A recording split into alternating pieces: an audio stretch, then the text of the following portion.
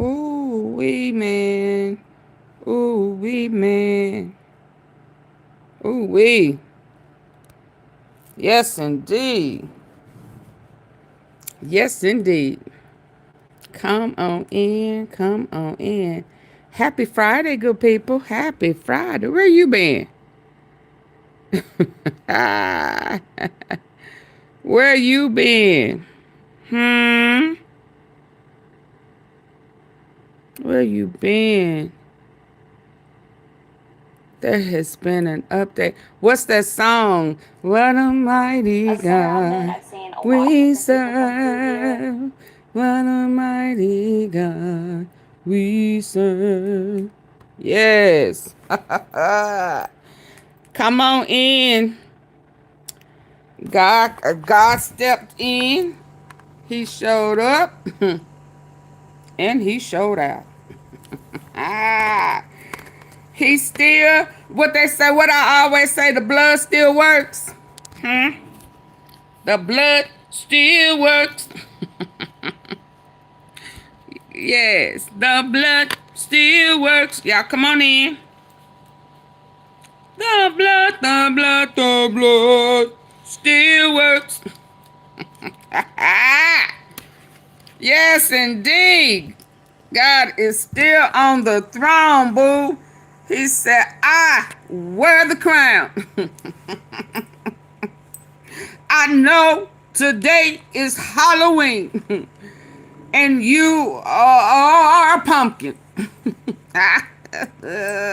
But I am Alpha and Omega.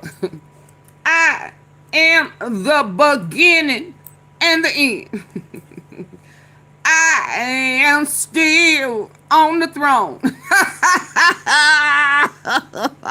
Yes, thank you, Lord. Thank you, Lord. He said, I am still the king. I know you think you are, but I am still the king. I am the one who rose with all power. Where was the power at, y'all, when he rose? He said, I am the one who rose with all power in my hand. He rose with all power in his hand. Yeah. You failed all the tests. Yeah. Put you in position and you done lost your mind. The blood still works. Somebody don't know nothing about that. But the blood still works. The blood still works. Come on, clap that out, y'all. The blood still works. Come on, sopranos. Ooh, nuh-uh. Nah, I can't start with the sopranos. That just threw me off. I can't stand sopranos. I mean, I like them, but I don't like when I used to sing it. Yes, God stepped in and he turned that thing around. Thank you, Lord. That's all I'm trying to say is thank you, Lord, for everybody who need it. Now, I hope the people who are receiving it and playing with it, you know, I hope that you see where it's trying to go and you stop playing with the benefits. We got to stop taking advantage of the benefits. Yeah. And be thankful and grateful. And thank the Lord from which all our blessings flow. Yes, indeed. Yes. God said, I don't care nothing about no color. I don't care nothing about a left or right. All I know is you got to help those who are in need. Because if it wasn't for the help of the Lord, we all be doomed right about now. Oh, Lord. Lord, I thank you. I know y'all knew a sermon was going to come with it. Huh? I know y'all knew a sermon was coming with it. The blood still works, baby. I don't care what power you think you have. You do not supersede the Lord. The Lord has stepped in and showed out. Yes, indeed. The needy will still eat. Let's go. Yeah. Thank God that he touched the right judges, not just one, judge's heart. And another judge told that little bitty, itty bitty Mike, you are way out of order. And you, little boy, are breaking the law. And when it's all said and done, Trump gonna leave you hanging. What? Trump gonna leave you hanging. Didn't one of his past cabinet people just got sentenced to prison yesterday? Yeah, it looked like you and them other minions are following in their direction. He didn't hit prison. He bypassed it, but they still going. My. Yeah, now let's talk about them. I know y'all knew a sermon was coming with it. I know, but what? Let's go. Oh, come on, baby. Talk in the mic. Speak up. For SNAP benefits. Promise we're going to hit that breaking news as a judge has now Desire and the Janet federal government to use funds for Willie. SNAP benefits. Want to put up this live vantage Cynthia. point that we have there in Washington, D.C. Of course, we've been waiting for this judgment as those SNAP benefits, also known as food stamps, were set to expire tomorrow, November 1st. And so many were facing... See, that's the problem. Some of them folk didn't know that SNAP was food stamp. Now you got to say SNAP, and you also got to say food stamps. So the privilege that's sneaking on them food stamps that don't want folk to know that they receiving, food stamps sounds more like, I guess a privilege than SNAP. I mean, I don't know. But yeah, so you got to see them together. Yeah, so the blue understand and the red will too. Ain't that something? The red didn't understand that SNAP was food stamp. The blue knows SNAP and food stamps are the same. Yeah, but I guess, since it started out food stamps when it was a white only thing, I guess they still thought it was different. I guess they thought it was separate. So now we got to say it together. SNAP food stamps. Let's go. They thought they were special. They thought that they was going to keep the food stamps, y'all. In other words, they thought that the food stamps were not going to be touched, just the SNAP. Silly rabbit. Ooh, but God. See how he worked? But God. He said, I reign on the just and the unjust. Because that's what equality is. And another thing before I go forward, for all those who own or that was on President Obama a bandwagon, he ain't done nothing. He did yeah.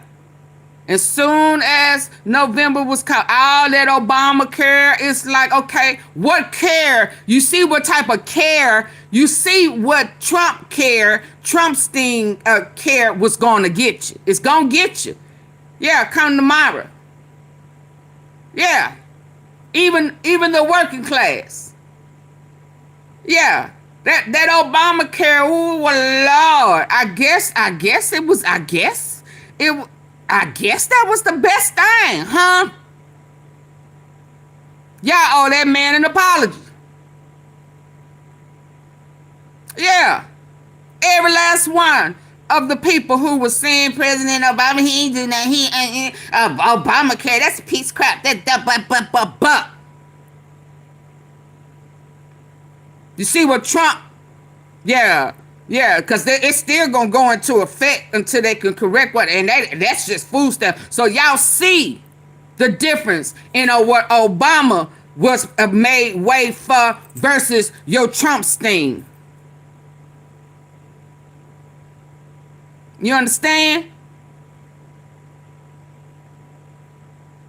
Yeah. So the ones who thought that it wasn't gonna affect them, you see now, huh? It hit everybody. Wallet. Long as it's gonna be able to line heels. Y'all thought y'all was special.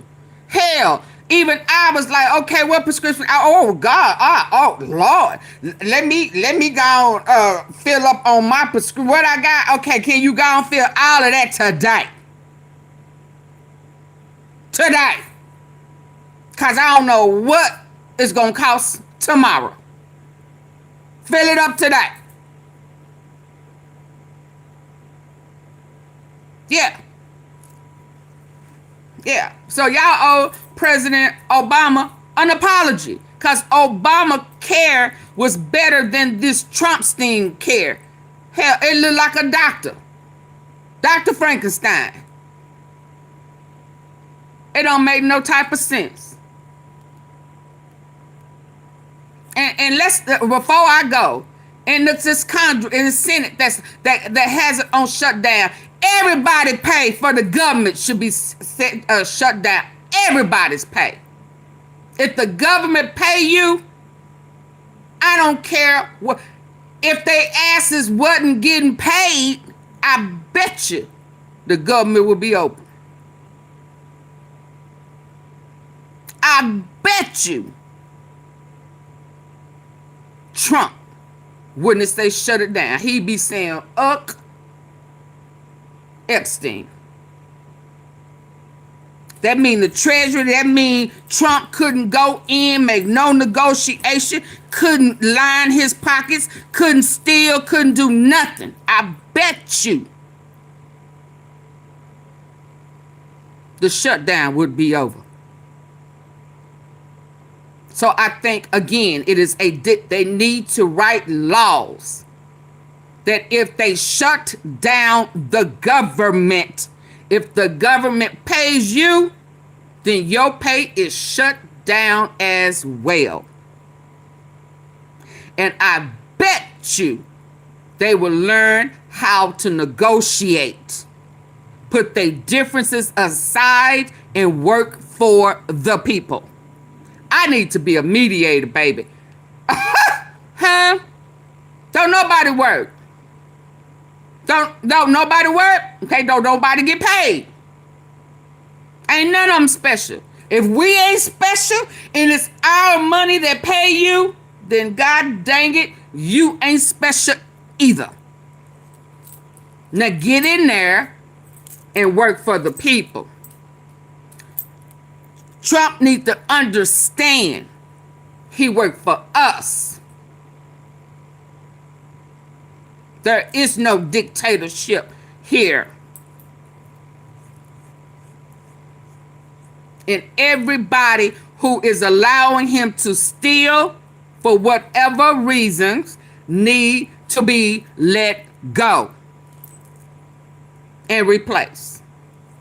And that's just my 2 cents on it. And since I pay taxes, I have the right to voice my opinion. I'm getting out and vote. I suggest you vote early. And if you're not a voter, if you come up with 50 million reasons not to vote, then zip your lips. You don't have a voice.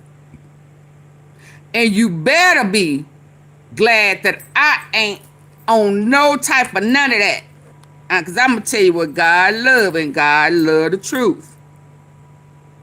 If you are getting any type of government assistance, you are required. Oh, man. Hold on, y'all.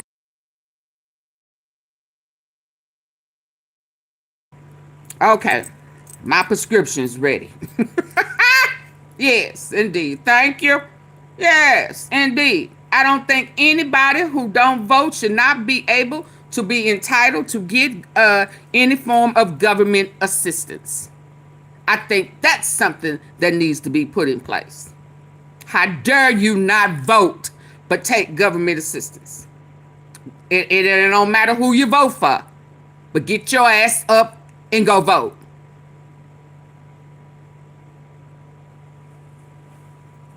I think that's very disrespectful to apply for government assistance and come up with reasons not to vote.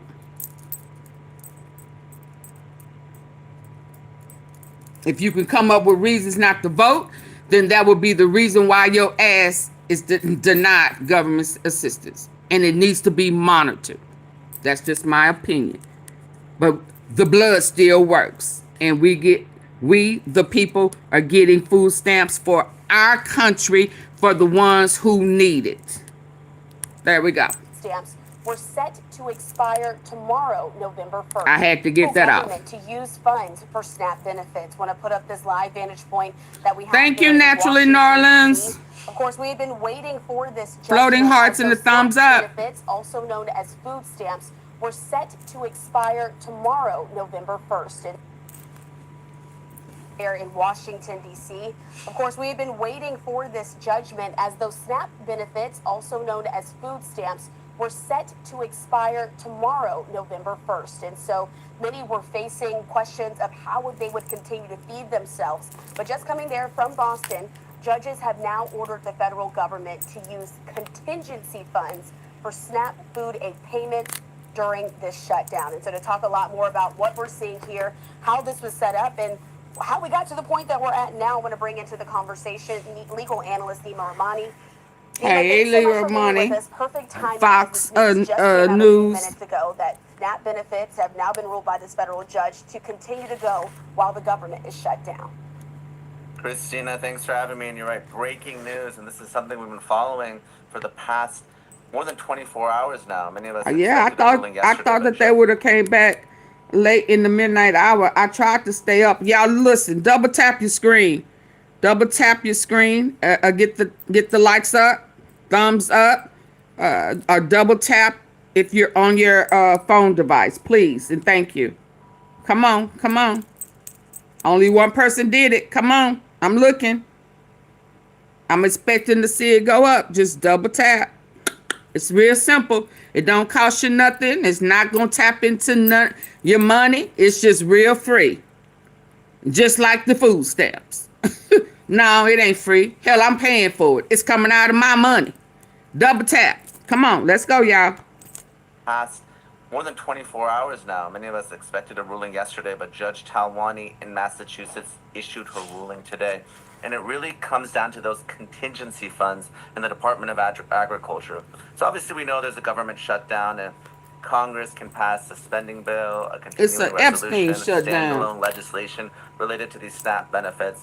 But this isn't politics, this is the law. And approximately half the states in the District of Columbia, they filed a lawsuit challenging the Department of Agriculture's refusal to release these contingency funds. Now we're talking about more than $5 billion. Seems like a lot of money, but the SNAP program costs the department approximately $8.5 to $9 billion a month. So this will only get us through a few weeks, but the Department of Agriculture's position has been that these contingency funds can only be used for an emergency. And they describe that emergency to be a natural disaster, not something political like a government shutdown.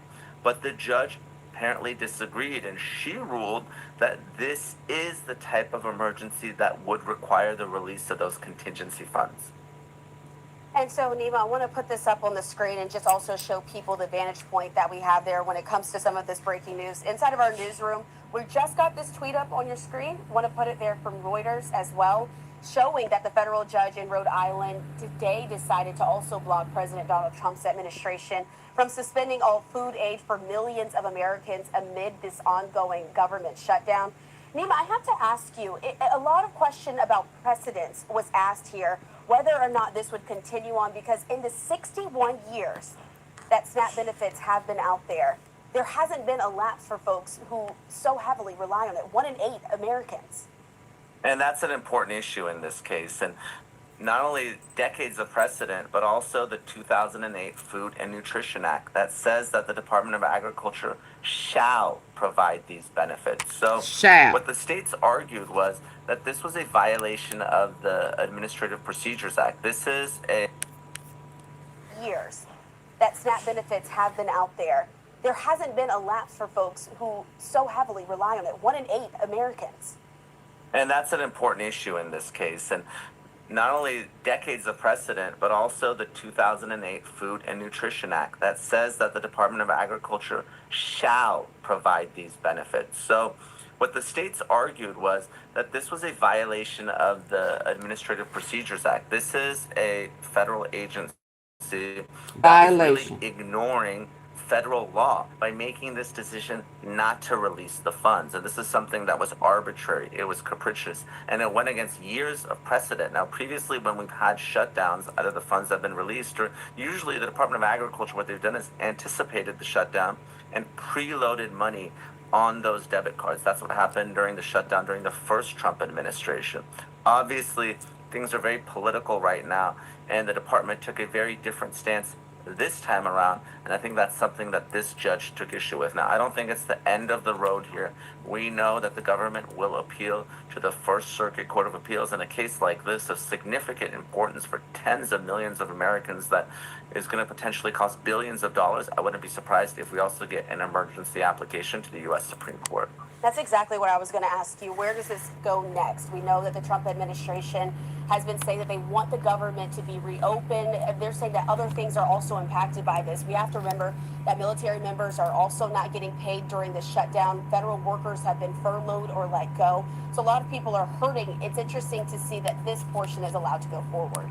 But this is why I say that if the military, if everybody else don't get paid, then Congress, Senate, everybody who is paid by way of the government, paycheck should be held.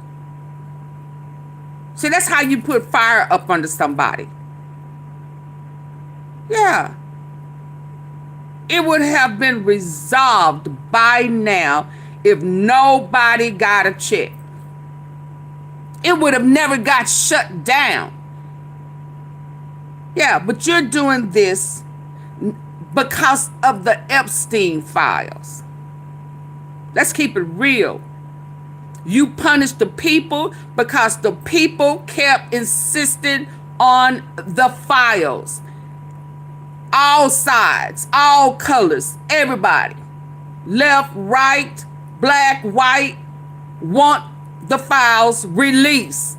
So everybody is put on punishment because of Jeffrey Epstein, a notorious PDF file. And there is a very good chance, a good 85% chance that he is in a foreign country right now, still trafficking, still being a PDF filer. And this president have the nerve to punish the United States citizens who pays his check for a PDF filer. That's a problem. And you wanted us to say, well, okay, we won't keep asking for the files. Fuck you and the pedophiles. We still want the files. Let me repeat. We still want all of it. And we want you to be in line first to order prosecution for them the way you did for Comey, James, and all of your enemies. How dare you? prosecute people who don't agree with you, pardon people who agree with you, and protect a notorious pedophile with our money. How dare you? How dare you?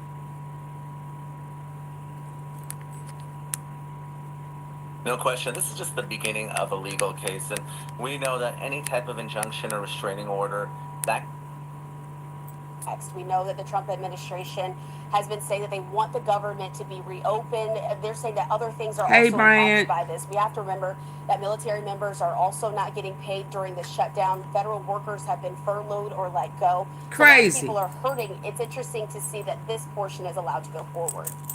No question, this is just the beginning of a legal case, and we know that any type of injunction or restraining order, that can be immediately appealed, and obviously the government will... And also understand, we're going to have to pay for these appeals, these bogus appeals.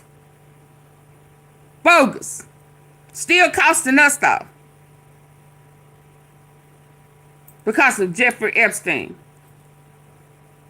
And because you starting wars and you want the military to still be out policing and antagonizing you as citizens. So you and your PDFers sent millions to cover the war, the Department of War. Yeah. But that's it. We're going to still bleed them dry. We're going to use up all their money. We're going to punish them. We can't throw a piece of rope around a tree. So yeah, we gonna unalive them this way. We're gonna starve them to death since we can't do what we normally do back in the day when America was great. I need for y'all to stay woke. ICE is just wearing a different color and their faces are still covered. You understand? Yeah, but they still attacking innocent people. And Trump is protecting a criminal. Broke him out of jail, allegedly. But money is still being deposited in his account. Jeffrey Epstein is still getting paid. Well, okay, so what is he getting paid for? To traffic.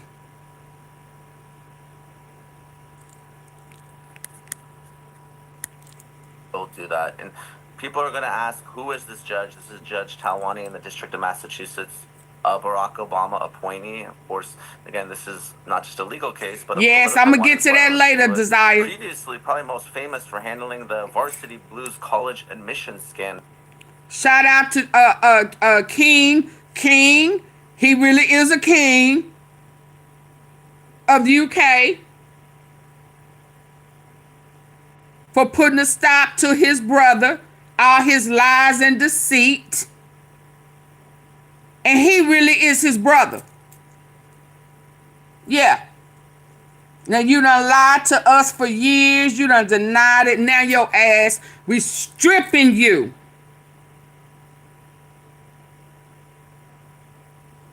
Because I'm sure, I'm not positive, but I'm sure they finding out that, what is it called? What do they have over there?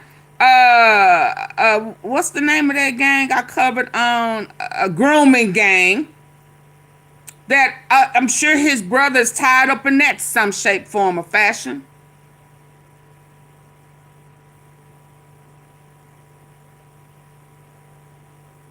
Yeah. They had a whole organization of PDFers. Every day, some police officer, chief, security, pastor, something, a part of MAGA. Now I'm seeing Turning Point. Hell, I even see Vance kissing on Charlie Kirk's wife. I said, Lord, I got so much to talk about. Yeah. Yeah. I'm up here saying she rubbing on Trump's butt. Hell, she putting lips and shit to Kirk. Not Kirk, I mean Vance. What type of shit is this? Yeah, that's why you don't have no concern. Y'all not concerned about investigating. You got the vice president kissing and rubbing his shit on Charlie Kirk's wife. Yeah. Keep going, AunTeaFee. Yes. What type of shit is this? But she been passed around just like Melania. Hold on you. Let's go. No case, but obviously this case is something of constitutional Let me back up, because I'm on one today. Broken away from. But Lord, I thank you. Field, and obviously the government will do that. And people are going to ask, who is He didn't this judge? put This his is Judge brother in Talwani in the jail. District of Massachusetts, a Barack Obama appointee. Of course, again, this is not just a legal case, but a political. He didn't put him so. Listen, Leanne T, he making steps forward. He making steps forward. He not sitting there making excuses for him, lying. So we'll take every step forward we can get.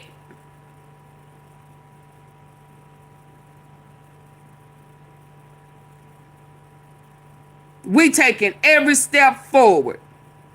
He done had to pay money. He done been stripped of titles, and the more they investigate, but they did say that they was pending criminal charges. They said that 2 weeks ago.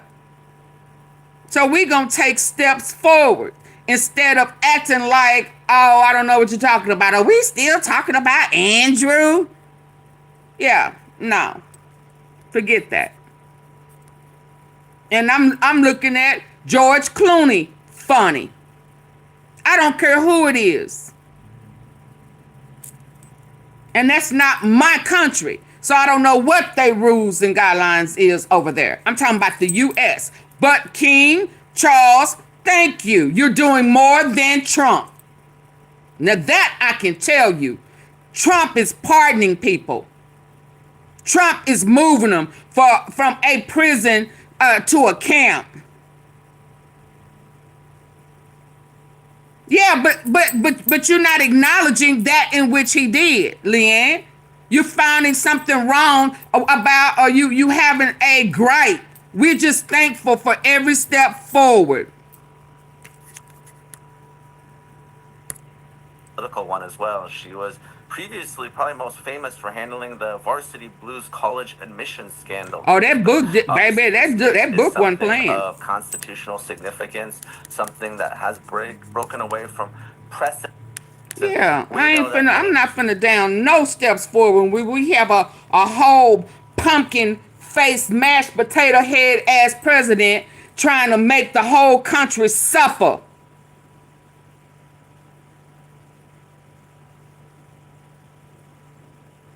For a dead friend.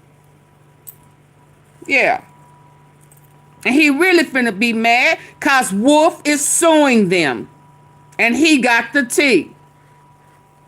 And shit is leaking every day. We was all up in Epstein's house the other day. I mean, I wasn't, but, you know, some of the tea sippers was.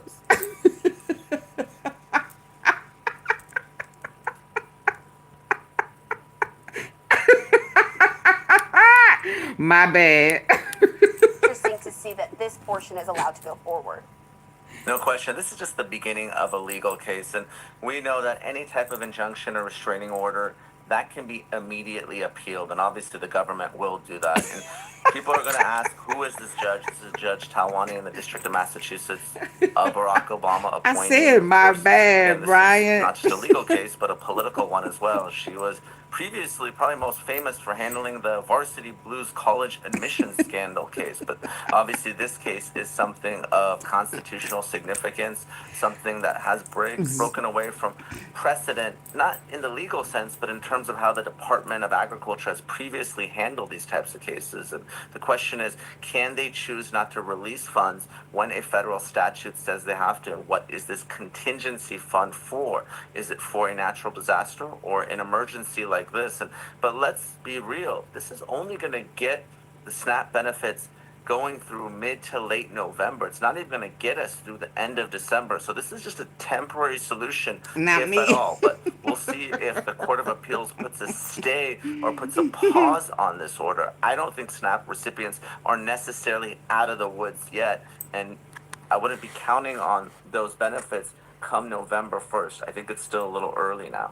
That's exactly where I was going to go next. I know you can't predict how the government is going to run, but you've had the experience in these Binoculars legal on, cases. baby. What? There was expected that there might be a delay. Do you think that if that delay is in place, that those funds won't be released at all in the month of November while this case is being litigated?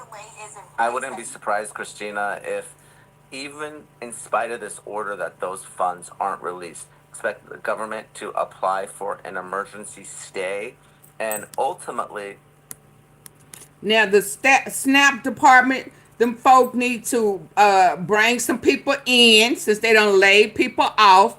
There was still people that was going working to block it in the system, or not to load the funds on it. So bring them back in to work the whole weekend to put something on. Whoever normally get them on what date, yeah, bring them in, pay them overtime to come in and load it.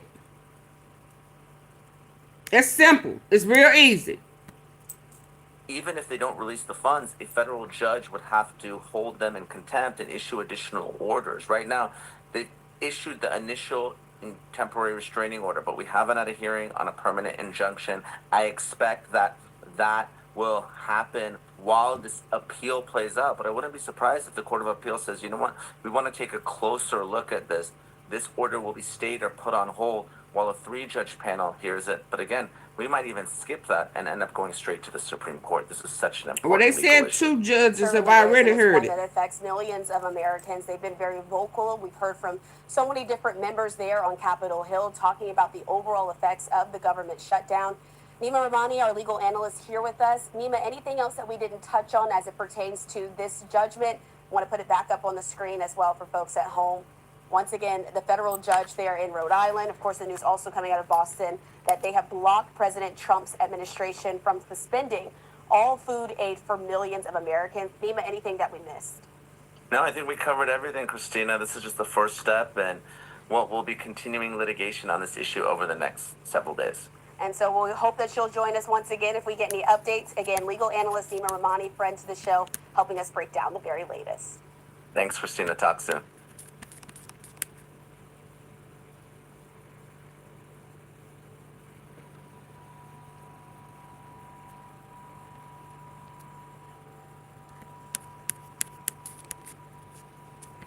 Hold on.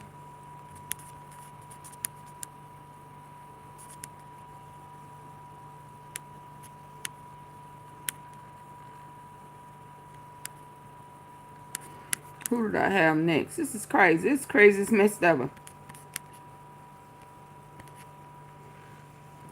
And come on, Epstein Estates, just gone. Put out as much as you can without compromising whatever they have in place. And oh, that's the ballot. That's Johnson. And so that they can stop stalling and just go and nip all that shit in the bud. If you want to drop your auto insurance rate, then don't Y'all skip hit this the like video. button, please. Take a look. I've removed my personal info, guys. Need to pay that and provide. I'm sick of this. That's why I'm saying if the red and the blue come together, we become purple. Breast cancer and stuff, they kind of look at For you this, like, "That's not possible." we need to become purple More now on and stand up for one another. Everybody got to eat. Not just the rich. Everybody. our breaking news. A second judge has ruled that the Trump administration Second must use judge. emergency Y'all hear that? funds to at least partially cover. More now on our breaking news. A second judge has ruled that the Trump administration must. must use emergency funds to at least partially cover SNAP benefits in November. Remember, 42 million Americans depend on these benefits for groceries to feed themselves and their families. Yeah, so many people. And Renee Marsh is following this. Renee, what else are we learning? A very quickly moving story here. Yeah, so these two judges, one in Boston and one in Rhode Island, making these decisions just really just minutes apart. And so what we have here at this hour is that these two federal judges are aligned in saying that the Trump administration is required to tap into this emergency fund that is sitting at the USDA that contains close to $6 billion. They must tap into that fund to keep SNAP benefits going. If you remember, the Trump administration said because of the shutdown, they had spoken to states and told them that payments would not be made on November 1st. That meant that some 42 million people who rely on this program starting tomorrow were not going to have funds on their cards to buy groceries for their families. But these two judges said that that was unlawful and that the Trump administration needed to release the funds for this program. In court today, the Trump administration's lawyers had argued that they weren't mandated to use this emergency fund, and they said that the shutdown was actually not an emergency situation in which they would move to use these funds. To that, the lawyers representing both the cities and the nonprofits who were challenging the suspension of this program said that millions of people not having access to food indeed is an emergency. So this judge in Rhode Island essentially ordered them to release these funds as soon as possible. Worth noting that the close to $6 billion will not cover all that is needed to fund SNAP throughout the country. That costs about $9 billion. Well, I got a solution. Let Argentina know that that check is on hold for a little bit, and that $40 million that he was agreed to bail out Argentina, it needs to go to the SNAP.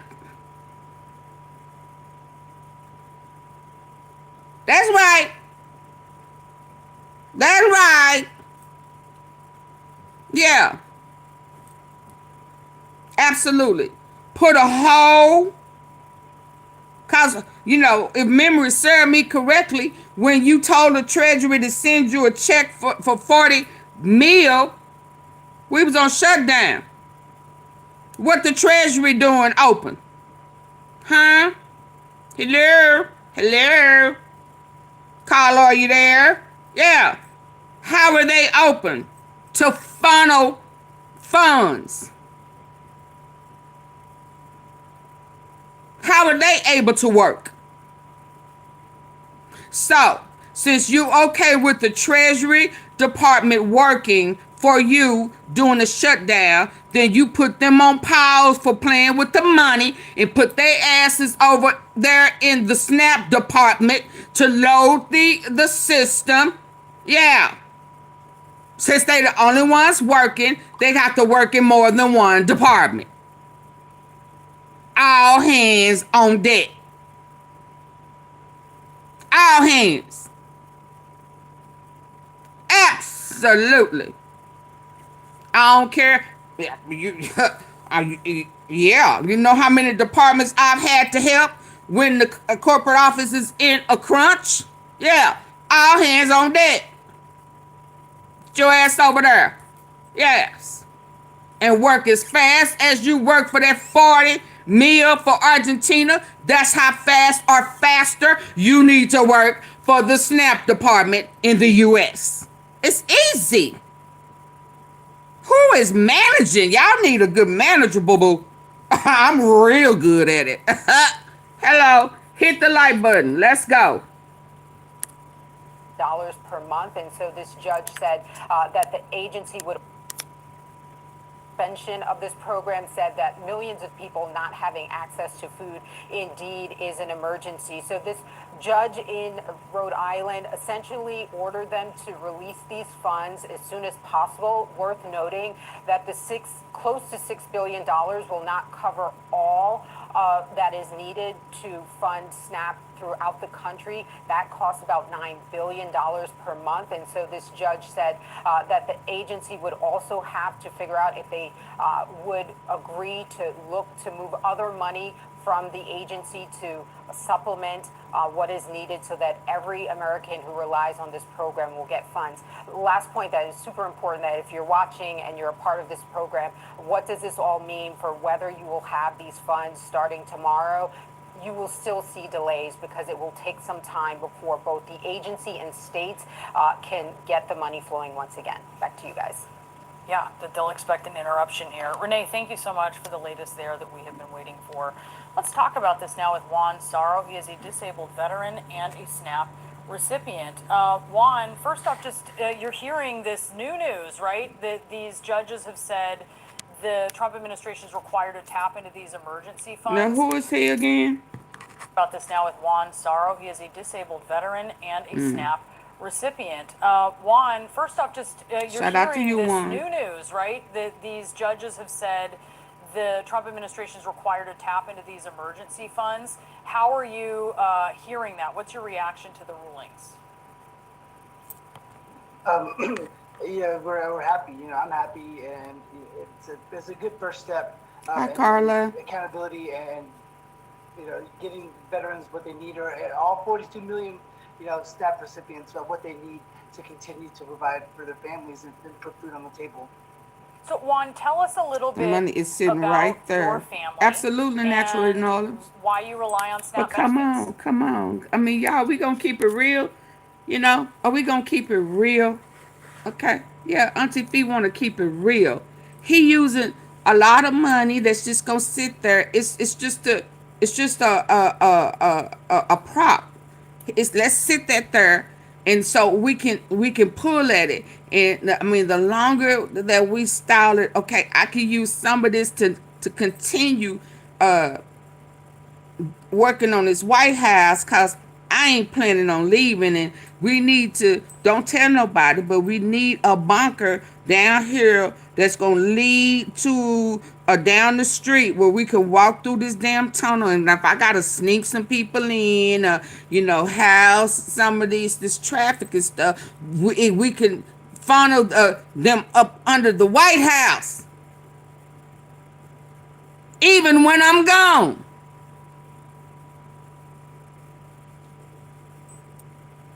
And we using money. That's the whole point of cutting a bunch of stuff. He came in stealing the first time. He wasn't in as long as he wanted to be and thought he was going to be. And he had intentions on stealing again. And the judge told him that he can't get no bond to pay for his settlements for putting his hands in somebody's panties. And no, the government is not going, the taxpayers is not going to pay that for you, and you're not exempt. Oh, he mad. So I'm going to have to finally pay for padding somebody's panties? Keep your hands to yourself. She said, no, your hands was dirty.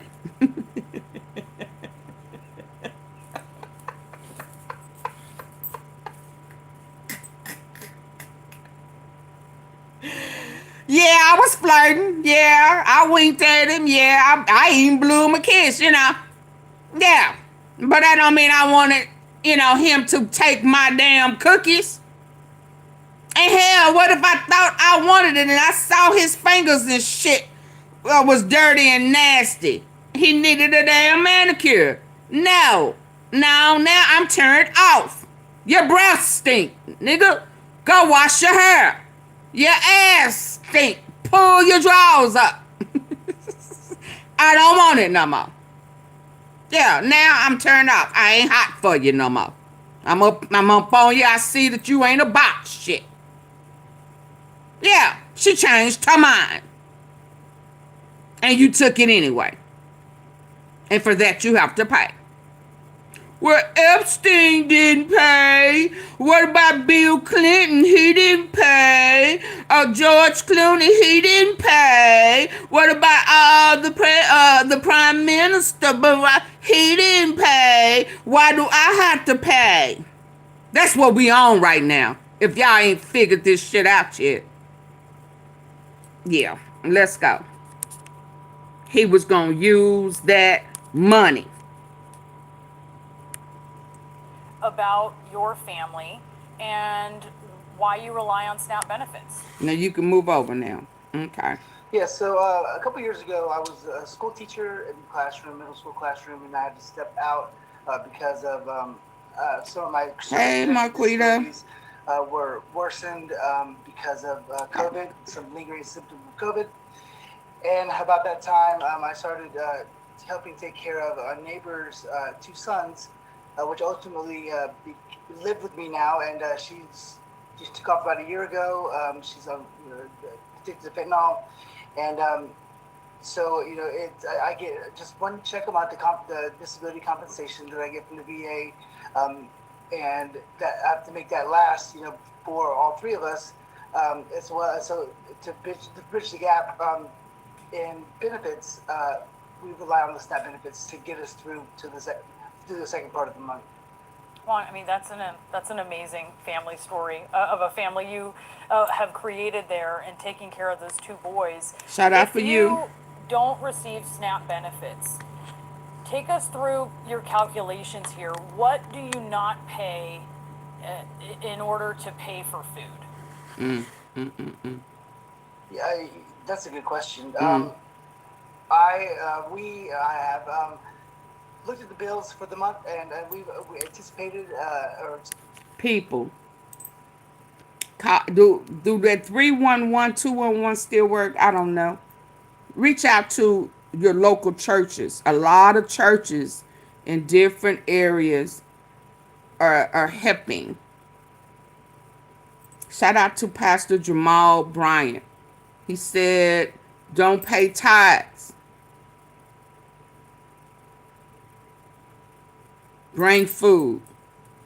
Good food. They had steaks and, they had good food if you're into meats and stuff. Shout out to them.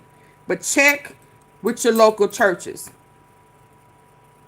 And while you're there, if the pastor spirit is right, ask them to pray over your circumstance, your finances, so that you can possibly get yourself in a better position, so that the government and Trump won't be able to play with you and dangle your livelihood or your kids' livelihoods as a carrot in front of you to make you feel some type of way.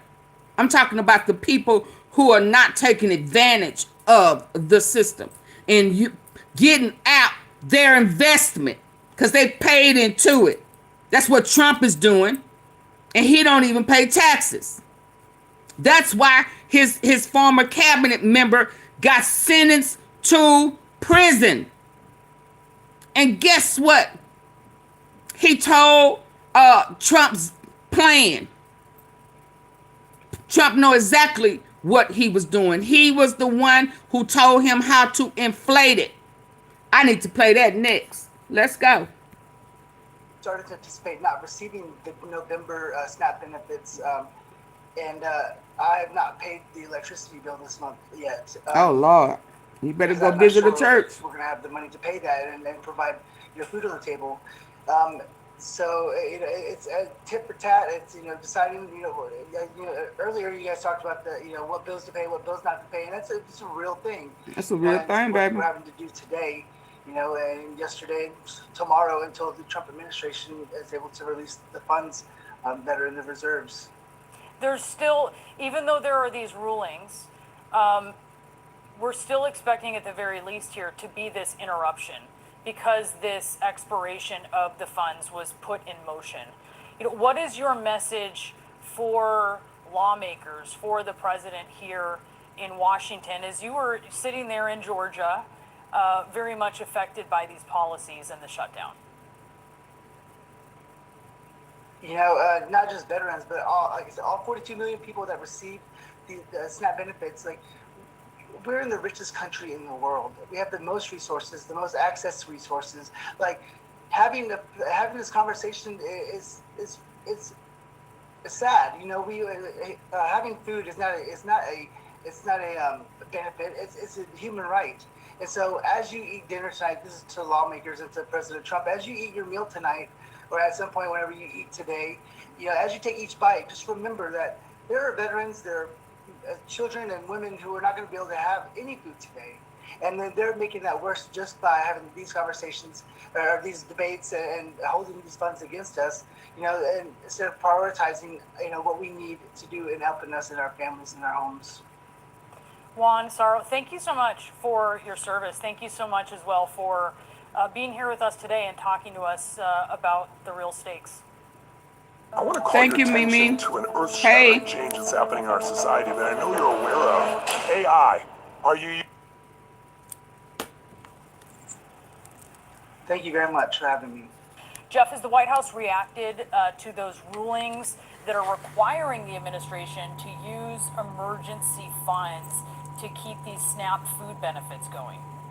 Brianna, at this moment, the White House has not yet responded to this a pair of rulings by federal judges, both in Massachusetts and Rhode Island, about the SNAP program, the Food Benefit Assistance Program that effectively loses funding on November 1st, tomorrow. And the federal judge there ruling that the administration must effectively find the money to keep these benefits alive. But there's no word yet from the administration if they will appeal. But of course, it passed as prologue in all of these challenges to administration rulings. There always, of course, is an appeal. And the judges are saying that the administration must come up with a plan by Monday to give more information about how they plan to keep this funding alive. At issue here is, yes, there is some funding in the USDA, but not enough funding available to fund the entire month of November. But it appears by one of the ruling, Judge John McConnell ruling, that at least some of that money must be used. So even if it's a partial SNAP benefits, that is what the administration will be told by the court to provide. Let's take a look at one line out of the ruling here. Judge McConnell writing this. He said, while these contingency funds reportedly are insufficient to cover the entire cost of SNAP for November, defendants, he writes, also may supplement the contingency funds by authorizing a transfer of additional funds to avoid any reductions. So basically, let me translate that there, find the money. You've done that in other cases by paying the military as well. And of course, these lawsuits were brought by some Democratic attorney generals as well as interest groups here representing the beneficiaries. And 1 in 8 Americans rely on these SNAP benefits. But we shall say, Brianna, the president is not here at the White House. He flew down to Mar-a-Lago, his Florida resort, earlier this afternoon. The House, of course, has not been in Washington for more than a month. The Senate also is out of Washington until Monday. So the big question, will these SNAP benefits go forward by tomorrow? Very unlikely, because it takes at least a week, I'm told, or more to load the funds onto these debit cards, basically, which is what the Americans use at grocery stores across the country here. So the president weighed in as he was flying down to Florida. He basically blamed all of this on Democrats. He said Democrats rely on food stamps more than Republicans. Of course, that is not necessarily That's true. a lie. But he again is blaming this on Democrats. Democrats, of course, are trying to use this as a pressure point to have a larger healthcare conversation with Republicans. Brianna. Yeah, lots of pressure points all happening at once. Jeff Zeleny, thank you so much for that. Yeah, that's a lie. We beat that up yesterday, baby. Hold on. I'm finna get ready to go. Y'all can't hit the like button. Trump should not.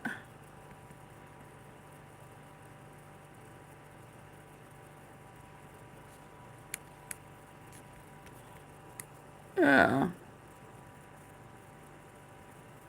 Somebody need to get up in his face. Leader Jeffries, thank you so much for being with us this Halloween. I want to start by getting your reaction to what we have heard from Kevin Hassett about the White House agreeing to use these emergency funds to cover SNAP benefits. He seems to lament that the judges ruled this way. Yeah, this is shocking to me because Donald Trump, Republicans, and the administration should not be weaponizing hunger and jeopardizing the ability of more than 42 million Americans, including 16 million children, to put food on the table. But from the very beginning of Donald Trump's time in office, cruelty has clearly been the point. We're thankful for these rulings. The law is very clear. Funds do exist within the administration for exactly this reason, a contingency fund to make sure that no one in America, the wealthiest country in the history of the world, ever goes hungry. What the administration needs to do is comply with the law and make sure that these SNAP benefits don't lapse. Put his ass in The jail. argument from the administration, Leader Jeffries, is that it is Democrats who, by not voting for a CR almost identical to the one that they voted for just months ago, are holding these SNAP recipients and the beneficiaries of other government programs hostage. And I am curious about where you see all of this ending, because eventually that emergency funding will run out again. It's somewhere in the neighborhood of $6 billion, not enough to cover the $9 billion that I understand is required for SNAP benefits in November. Eventually, there will be more agencies and programs that will run out of money. So what is the plan? Well, Donald Trump is the president. Republicans control the House and the Senate. And they've taken a my way or the highway approach from the very beginning of this year, unleashing their right-wing and extreme agenda and jamming it down the throats of the American people. But all of a sudden, they're powerless. No one is buying that in America. As Democrats, what we've said is that we'll sit down with Republicans anytime, any place, at the White House or in the Congress, in order to reopen the government and find a bipartisan path forward to a spending agreement that actually makes life better for the American people in an environment where the cost of living is way too high.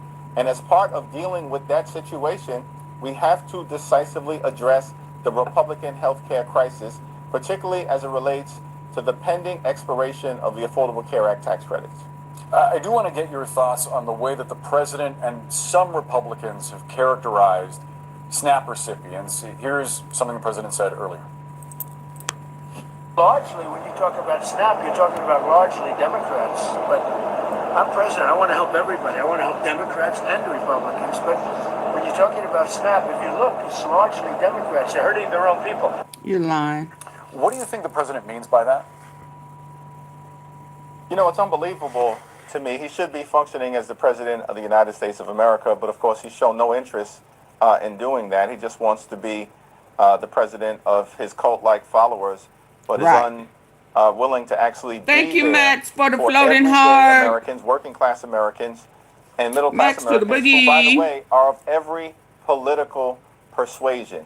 And of course, people in every single state across this country are going to be impacted. You're talking about 42 million Americans, 16 million children, 8 million older Americans and seniors, and more than 1 million veterans. And they're in every single state in the country of every single political persuasion. Do you need to hear it You know, again? it's Halloween. Donald Trump should put on a costume. The Trumpstein Colt. In every single state across this country are going to be impacted. You're talking about 42 million Americans. Yes, it's the President of the United States of America, Colt. but of course he's shown no interest in doing that. He just wants to be the president of his cult-like followers, but is unwilling to actually be there for everyday Americans, working class Americans, and middle class Americans, who, by the way, are of every political persuasion. And of course, people in every single state across this country are going to be impacted. You're talking about 42 million Americans, 16 million children, 8 million older Americans and seniors, and more than 1 million veterans. And they're in every single state in the country of every single political persuasion. You know, it's Halloween. Donald Trump should put on a costume and pretend to act like a president. Hakeem, he is the costume. He is the clown. He is a pumpkin head clown. What do you mean? He wear a costume every day. Yeah. Yes, he's a wolf in sheep clothing. He is a clown every single day.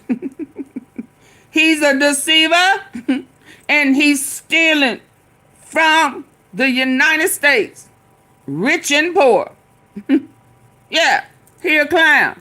That's his costume.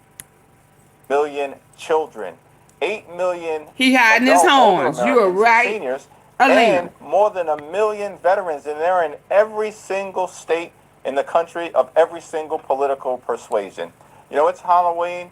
Donald Trump should put on a costume and pretend to act like a president, at least on this day. Pretend. I want to pivot to the president's call to get rid of the Senate filibuster and actually play sound from President Barack Obama back in 2020. Let's listen. If all this takes eliminating the filibuster, another Jim Crow relic, in order to secure the God-given rights of every American, then that's what we should do. You yourself have used similar language to describe the filibuster. You wrote on X in 2021, quote, "The filibuster is a Jim Crow era relic that has been used to stop progress for decades. Enough." By your own standards, shouldn't Republican senators heed Trump's call to eliminate the filibuster? Well, you know, Marjorie Taylor Greene made this point a few weeks ago that Republicans are actually making a choice to keep the government shut down when everybody in Washington understands they have the power to reopen it.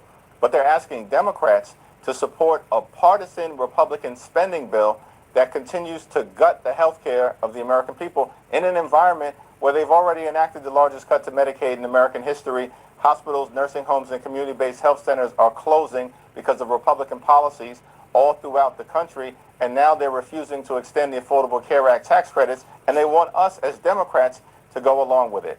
In terms of what Republicans in the Senate may decide relative to the filibuster rule, it is a Jim Crow relic, but ultimately it's their decision.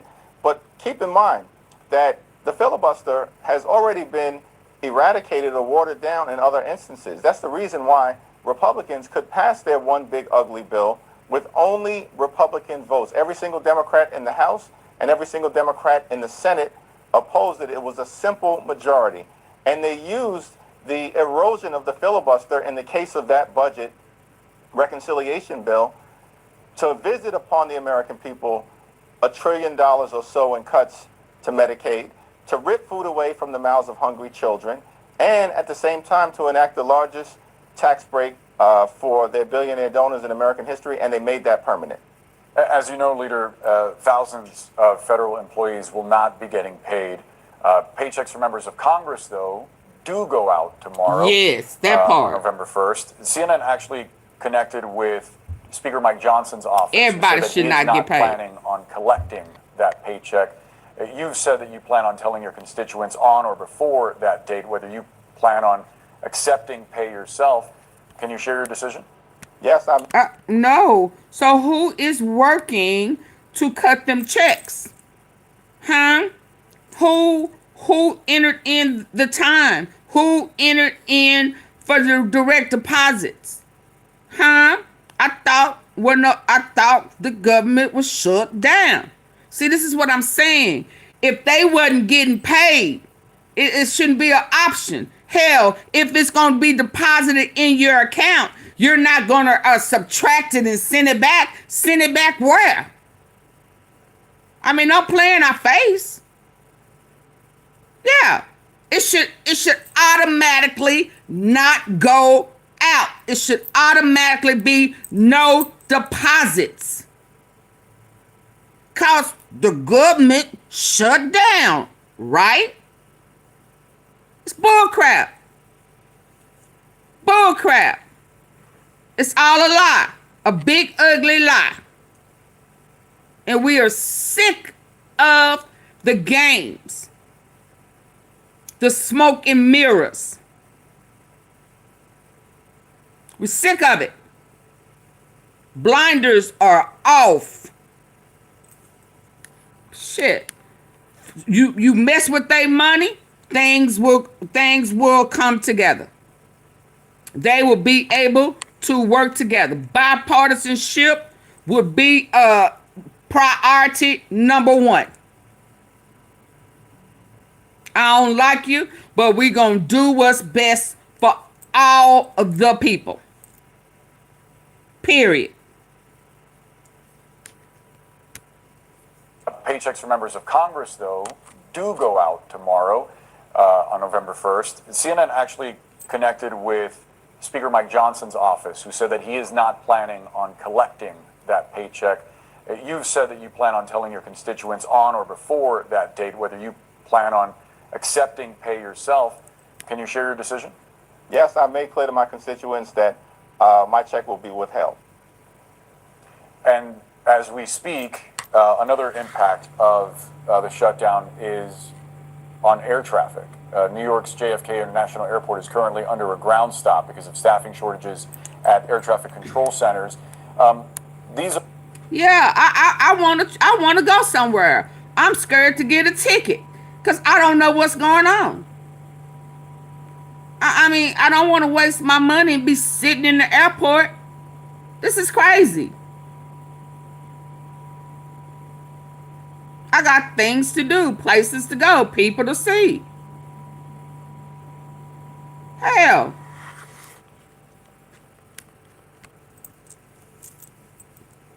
Come on. Get back to y'all. Please hit the like button. Double tap your screen. Y'all see the moderators down there asking people to hit the like button, get the likes up. Don't be rude to them, and you keep being rude to me. What you mean we ain't going nowhere?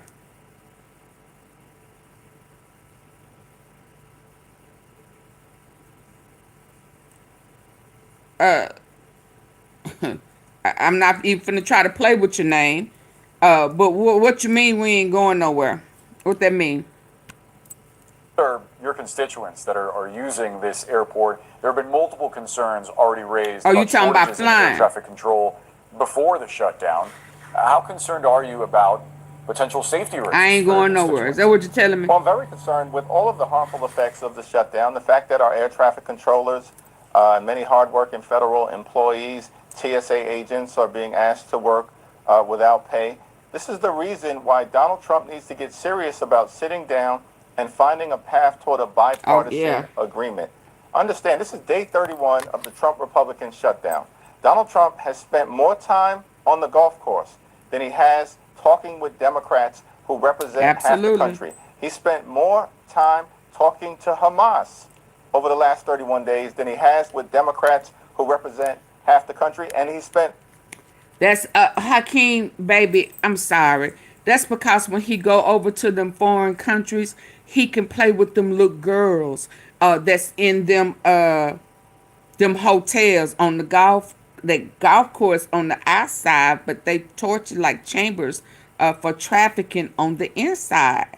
Now, I don't know why AunTeaFee got to keep telling y'all that undercover trafficking investigator that went over to them foreign countries have already spilled the deal. And when I got wind of it, I brought it to my tea sippers. So me and the tea sippers know what's really going on in them foreign countries. So why is Trump and them wanting to invest in all of these golf courses over here, over there? Because that's what's going on the outside. They playing golf, but they got them little minors on the inside that's sitting there waiting for them when they go back in there. And then they get they nasty, funky asses on them planes and go back home to their wives that don't want to touch them or don't want no parts of them.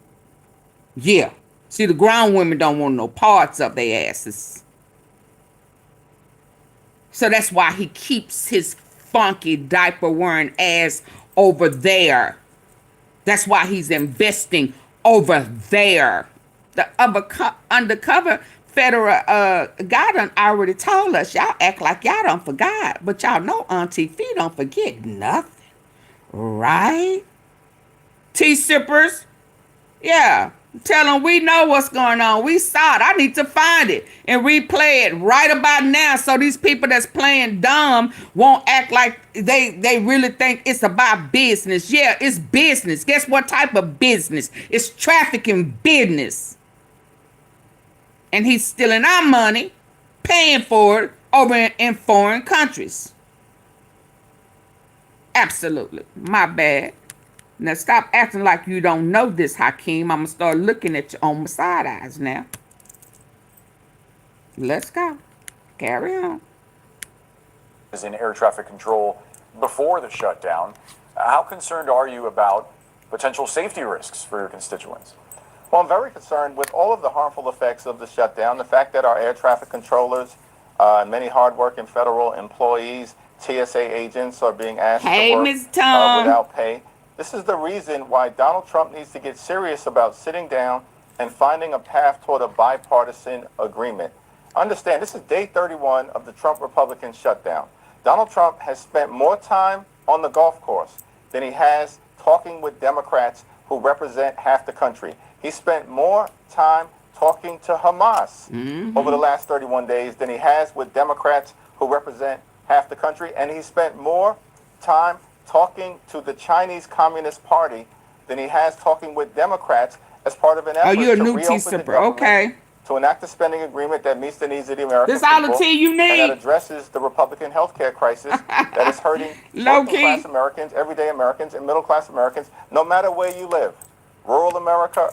Now, IT get hot over here. You say that's all you need, Barry, but we go places a lot of people don't go. I ain't gonna tell you where we went this week because they say I've been telling on them, so I ain't gonna tell you, baby. But we was all in Colombia. We was all undercover. We done been all type of places. We be under the White House in bunkers. We be somewhere everywhere. Y'all hit the like button. Urban America, small town America, well, welcome. The heartland of America, welcome, and of course, Loki. Black and brown communities throughout America. Donald Trump can lead at this moment, but he refuses to do so. Leader, could you specifically name in New York who you've called in recent days and describe what that conversation was like? Well, Mike Johnson and I have had maybe 2 brief conversations. Oh, let me back up about what he said about Mike Johnson. Oh, he got his ass choked. He spent more time talking to Hamas over the last 31 days than he has with Democrats who represent half the country, and he spent more time talking to the Chinese Communist Party than he has talking with Democrats as part of an effort to reopen the government. Now Palm Beach made you dizzy. And that addresses the Republican health care crisis that is hurting working class Americans, everyday Americans, and middle class Americans, no matter where you live. Rural America, urban America, small town America, the heartland of America, and of course, Black and brown communities throughout America. Donald Trump can help lead at this moment, but he refuses to do so. Leader, could you specifically... Hold up. He could help lead. Now, Hakeem, you got me looking at you with my side eye. Now, you act like you really think he is a leader. Is that what you... I mean, really? He's a con artist. He's an artist. But a leader... That was on Apprentice, baby, and that wasn't real. All of his businesses failed. What do you mean? He can lead your ass to prison? Do I need to go and run that guy? I'm gonna have to go and get it. Y'all get the likes up. He is not a leader. He's a fraud. He is a wolf in sheep clothing. He is a fake it till you make it president. Jared and Ivanka and they ran it the last time. He got their asses in U.S. trouble. Hell, I guess it scared Ivanka, so she gave up her Christianity. She done went straight on over there with Jared. And he is playing with the devil. He ain't run shit the first time.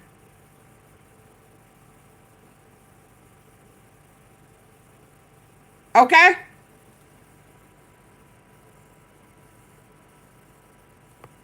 There we go.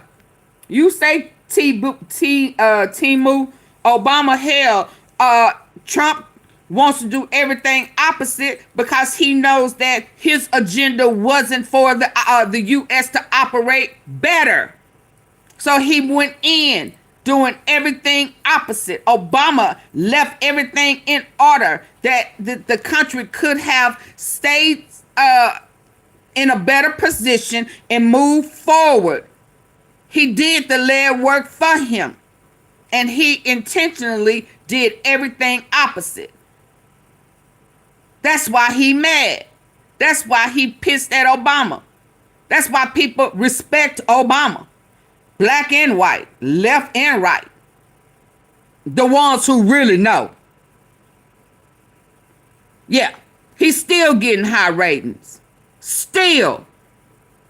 And the reality of it is, newsflash, if they was going to create a way for Trump to run a third term, they would have opened it up for who? Obama. Oh, shit. Let me moonwalk back off of that. Absolutely. You better start moonwalking, baby, because I was already getting it ready for some hats to say Obama 2028. If we going to play that game. Let's go. Called in recent days. Hey, Rosemary. Describe what that conversation was like. Well, Mike Johnson and I have had maybe 2 brief conversations over the last week or so, but they're not serious. At the end of the day, He's a Bugs Bunny at the until Donald best. Trump tells them what to do, Republicans in the House and the Senate are going to be unwilling Hi, to find a Richard. bipartisan Let me back path up a forward little bit. I'm sorry. because I was on a rant. country, and he spent more time talking to the Chinese Communist Party. Richard, don't listen. Please don't come over here with your cult following. You know, and now I wanna believe that you got good sense, baby, cause I know you know that the Democrats didn't shut shit down. Hell, if you listen with your good ear, what's his name, Mighty Mike, he done already said that Trump was using it to force the Democrats to agree with this big old ugly bill. Yeah, so stop coming in here making up stories. We don't do that over here. I'll put you out. I'll put you out in this house over here. As for me and my house, we gonna tell the truth and shame the devil.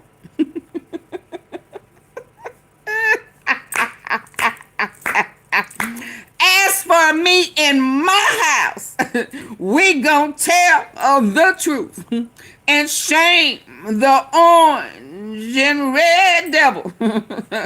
We not gonna play them type of games over here. We ain't playing dumb for you, and we ain't playing dumb for him. We ain't going. On no dumb cruise. No, we ain't going. You gonna sail on by yourself. Yeah, float on. Let's go. On the golf course than he has talking with Democrats who represent half the country. He spent more time talking to Hamas over the last 31 days than he has with Democrats who represent half the country, and he spent more time talking to the Chinese Communist Party than he has talking with Democrats as part of an effort to reopen the government, to enact a spending agreement that meets the needs of the American people and that addresses the Republican health care crisis that is hurting working class Americans, everyday Americans, and middle class Americans, no matter where you live. Rural America, urban America, small town America, the heartland of America, and of course black and brown communities throughout America. Donald Trump can help lead at this moment, but he refuses to do so. Leader, could you specifically name a Republican who you've called in recent days and describe what that conversation was like? Well, Mike Johnson and I have had maybe 2 brief conversations over the last week or so, but they're not serious. At the end of the day, understand, until Donald Trump tells them what to do, Republicans in the House and the Senate are going to be unwilling to find a bipartisan path forward because Republicans, this version of the Republican Party in the Congress, they don't work for the American people. They work for Donald Trump. He says jump, they say how high. They've been nothing more than a reckless rubber stamp for Donald Trump's extreme agenda, consistently hurting their own constituents, which is what they're doing right now as it relates to their refusal to extend the Affordable Care Act tax credits, when we know the 5 states that will be impacted the most are West Virginia, Wyoming, Alaska, Tennessee, and Mississippi. Those are the 5 states. The next 5 states are also in Republican-controlled hands. They could care less, and that's a shame. I agree, Daniel. Turning now to the mayoral race underway in your city right now. Early voting in New York City has been underway this week. Have you voted in the mayoral race yet? I have. Can you share who you voted for? Well, I issued a statement endorsing the Democratic nominee a little over a week ago, so of course, that's exactly who I voted for. Yeah, and I wonder if you spoke with your colleague, Senator Chuck Schumer, about your decision to back Zohran Mamdani. I have not. Why? Well, Chuck Schumer makes his decisions, I make my decisions. I let him know the direction that I was heading in, and that was the extent of the conversation. Well, it just seems like this race in New York City for mayor is a microcosm of a battle within the Democratic Party between what's seen as the old guard and the new guard, and there are clearly some apprehensions about endorsing or even voting for someone like Zohran Mamdani, even publicly voicing support for him. I wonder if you told Senator Schumer that you would back him, what he said in response, if you could share some of his perspective. Well, a private conversation is a private conversation between Leader Schumer and myself, as would be the case relative to any other member of Congress, but I certainly informed him in advance of my decision, as he often does with me. And of course, we speak often. We're focused, I think, the two of us, and he's done a tremendous job right now, and so have Senate Democrats, in standing up for the health care of the American people, pushing back against these extreme cuts, and doing everything we can to reopen the government and to enact a spending agreement that actually drives down the high cost of living in an environment where Donald Trump promised to lower costs of living. Costs aren't going down, they're going up. Inflation through the came in line. That's the only thing that he has been consistent with. And that's called lying. The deceit has been consistent since he has went in the White House. The lying and the deceit. That is what he does best. And baby, when I tell you he good at it, he good at it. That's the only thing he know how to do. And create havoc.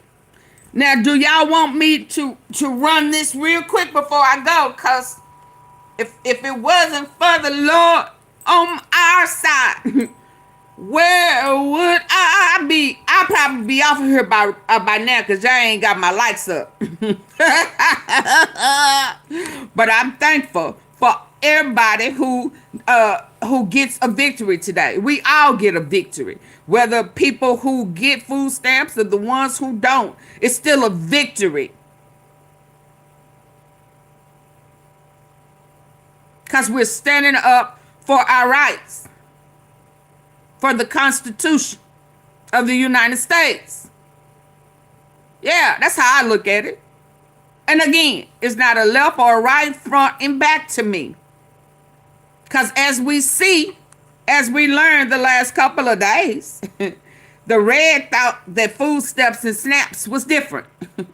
They thought they was going to keep their food stamps on the cool. Yeah. And only the blue was going to lose their little snap. But when they got a letter, or however they got notified that they wasn't going to get no food stamps, they realized it was one and the same. So, like I said, it's for the red and the blue, the black and the white, the rich and the poor. Because there's a whole bunch of rich ones on there that's getting it too. Folk who doing well ain't been working. They done been laid off. Hell, we can't even go out of town. Some places. Yeah. Yeah, they didn't think it was gonna affect them. So y'all get the lights up so I can, before I go, because what time is it? I got a live set up. President Obama, he's gonna break it down for us. He gonna break some things down for us. And that's scheduled at 6:30. So I need for y'all to double tap. Get the lights up, baby, cause anywhere near that time, I'm shutting it down. Cause we gonna hear President Obama. But let me let y'all hear, oh boy. Hold on. Oh boy. Cause a whole bunch of people done turned on Lil Donnie this week. Who? Little orange boy down the street around the corner trying to get up under that bunker because he ain't gonna want to leave that White House. Because where else he gonna go? Brush this off as a Where else he gonna go? Excuse me. Where he going? I'm currently on day 3, the last day of my juice cleanse that I got from Juice From. And New Jersey Senator Bob Menendez's wife, Nadine, is asking a judge to postpone their upcoming federal corruption trial because of health issues. In a court filing, her... Is this the one?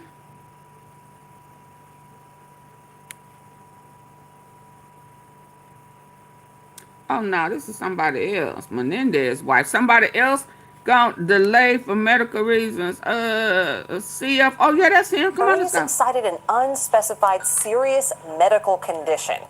They say she's going to need surgery and extensive everybody gonna have to testify. The couple is currently scheduled to stand trial on hell May 6th. Prosecutors have described as a wide-ranging international bribery conspiracy. Now to the news that broke just a few moments before we came on the air. Alan Weisselberg, the former Trump CFO, will now spend 5 months behind bars on Rikers Island. So how do we get here, and what is all of this for the former president? A lot to connect here, a lot to break down. Let's bring in Eyewitness News reporter Phil Tate.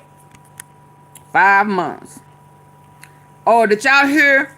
They say, oh, Diddy got his fur. He had to work today. He went to his new house yesterday, and he started his job today.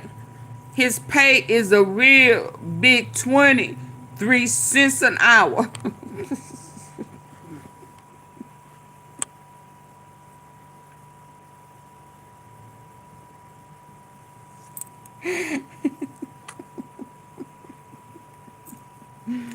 Word on the prison yard is Diddy is outraged. I thought my attorney said it was better where I was going than where he was before.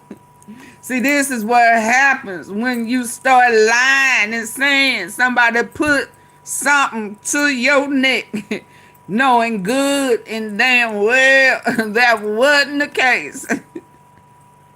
So now you done painted this picture and they hurried up and swooped you out. You went exactly where you thought you wanted to be.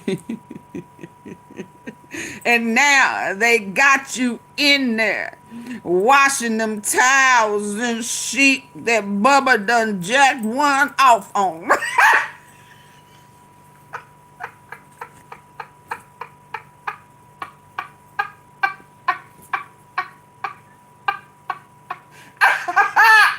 Trick or treat.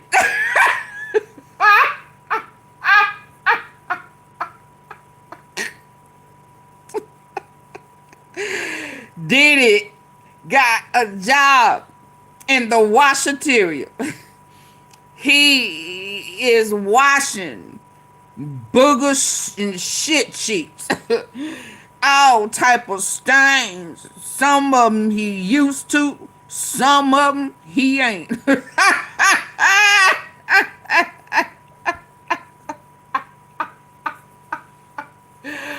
Oh my God, they didn't tell Diddy he was gonna have to work where he going.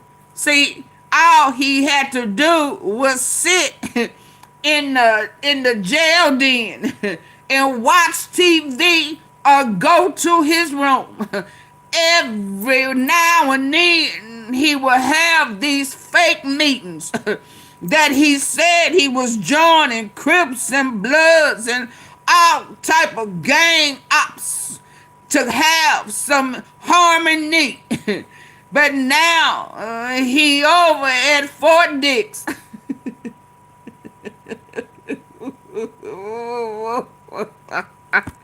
And now he washing them dick ass sheets.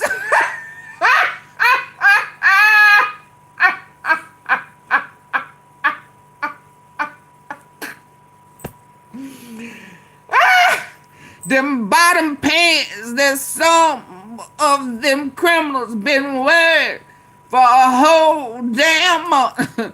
He gotta put his nose and hands to them. He said, hey, I need some gloves. You can't expect for bad boy for life to put his hands on this shit.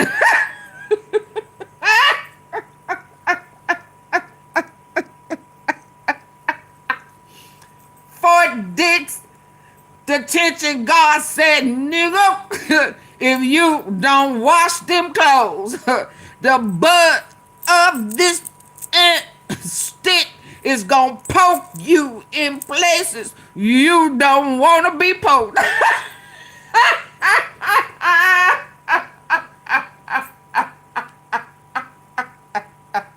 Now, if you keep thinking that you privileged, we gonna leave your prison door unlocked, and we gonna let them initiate you real good and proper like if you don't wash them sheets. I said, Lord, this is what happens when you go in line. You know good and your new boyfriend that you left over there at the MDC said you lied. Didn't nobody put nothing to your neck. Didn't nobody wake you up by neck. And he said he had to save the old deranged 30-year sentence guy because he didn't like the way you was sitting in that chair. Your lying ass. So now we're done made it to Fort Dix. And they said that he thinks that it's gonna be peaches and cream. Yeah. So throw a little mud on his parade and stick it to him real good. Cause this motherfucker think he's entitled to not do nothing. Give him the lowest paying gig, the most disgusting gig he can get. And that's what he got. Woo! Yes, indeed. Let's go. Yes, indeed. Diddy mad. Rikers Island. So how do we get here? Let's listen. President? Because, and I'm saying this to say also, Trump need to, he didn't make it back there and have to take off his clothes and get in orange on orange in orange. See, he needs to experience that. Because that's the only way he gonna stop this madness, this entitled bullshit, is that he go through what Epstein went through, what Diddy is going through, what Ghislaine is going through, and maybe Prince Andrew finna experience. Let's go. International bribery conspiracy. Now to the news that broke just a few moments before we came on the air. Alan Weisselberg, the former Trump CFO, will now spend 5 months behind bars on Rikers Island. So how do we get here? And what does all of this mean for the former president?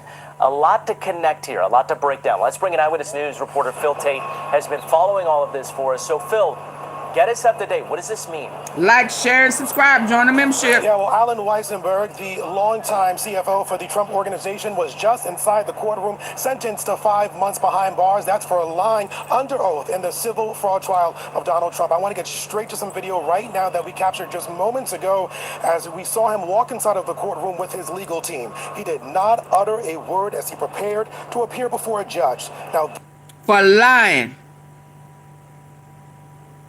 For lying. Let this be an example for all these people that's on his cabinet right now lying.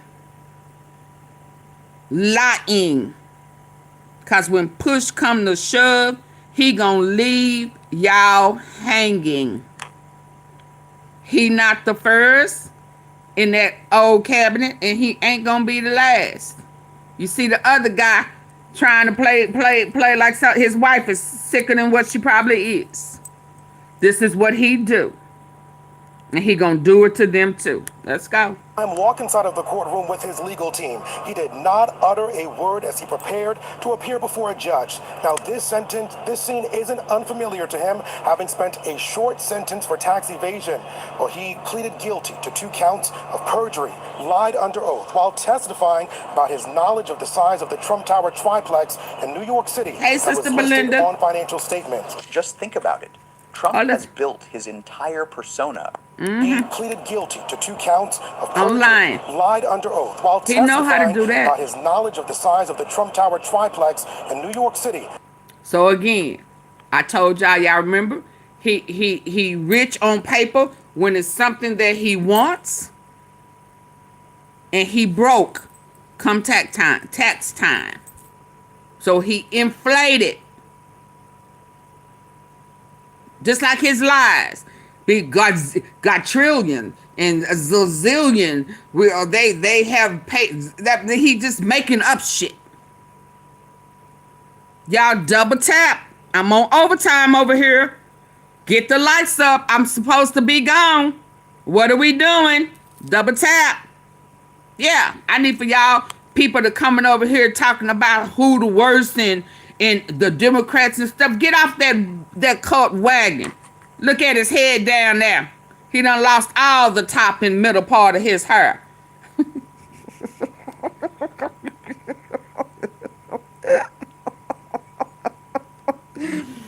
Huh?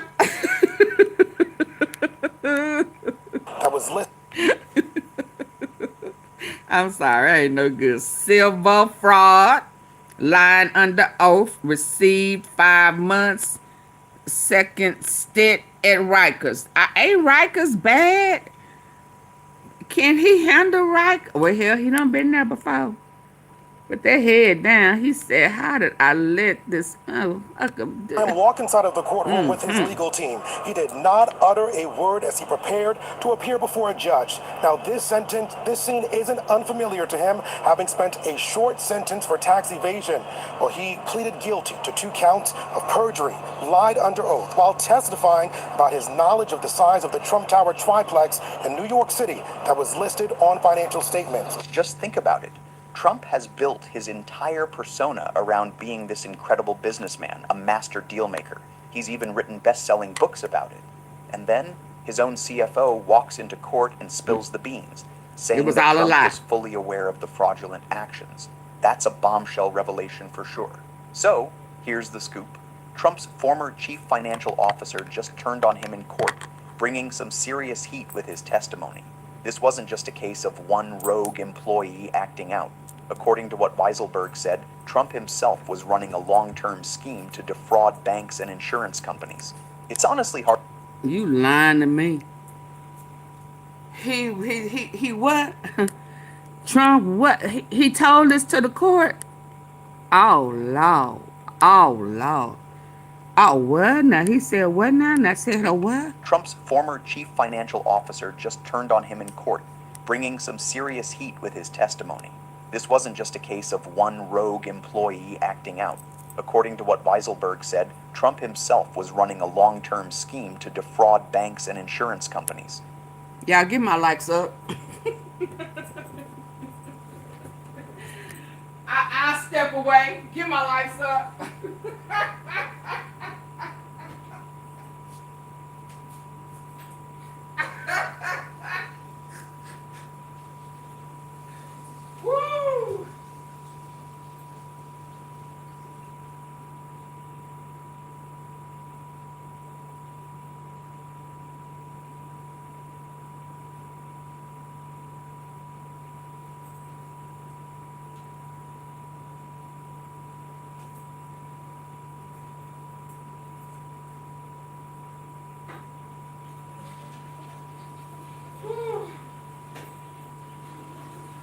Y'all thought I was playing. Pick some lights up. He'll come. He good at that. He good at lying. He real good at lying.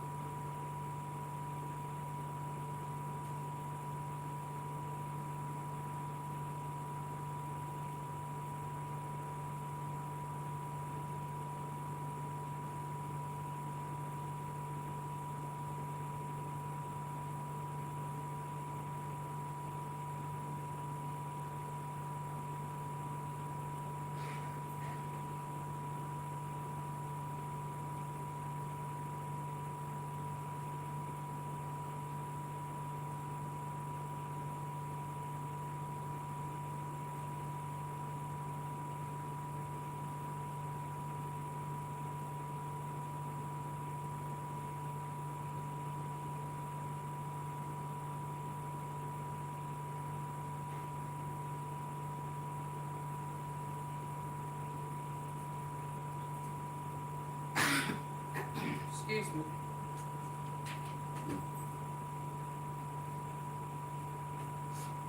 Dang, I thought I had a drink.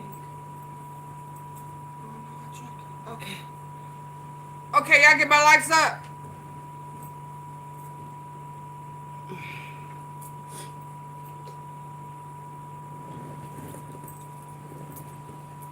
Why do I not remember drinking it? Okay. Good. Now we even. Let's go.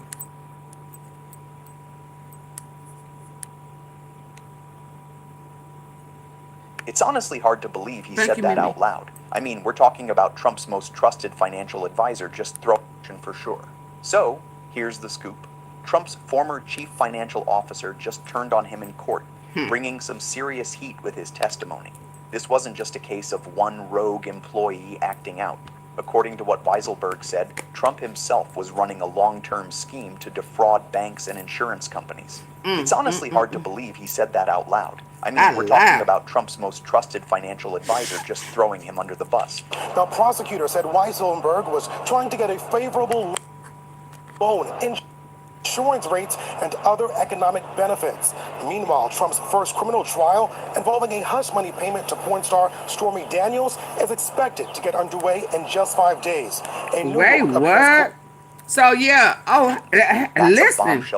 That's some of the reason why he trying to style our money too, so he can, since the judge says that he's responsible for paying his own debt, because y'all know he tried to get the taxpayers to pay his cookie grabbing, his hand getting caught in a cookie jar.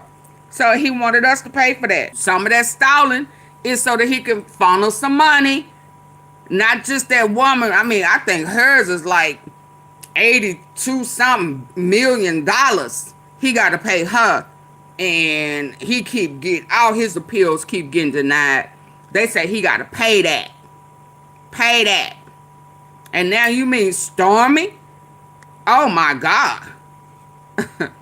Esther, what Esther? What Esther? Who is Esther?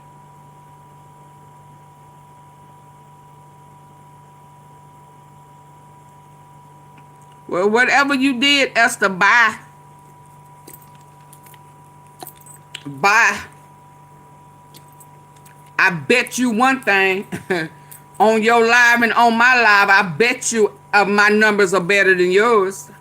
When it's all said and done, how much you want to bet? When it's all over, my numbers supersede yours. Get on and go troll somewhere safe.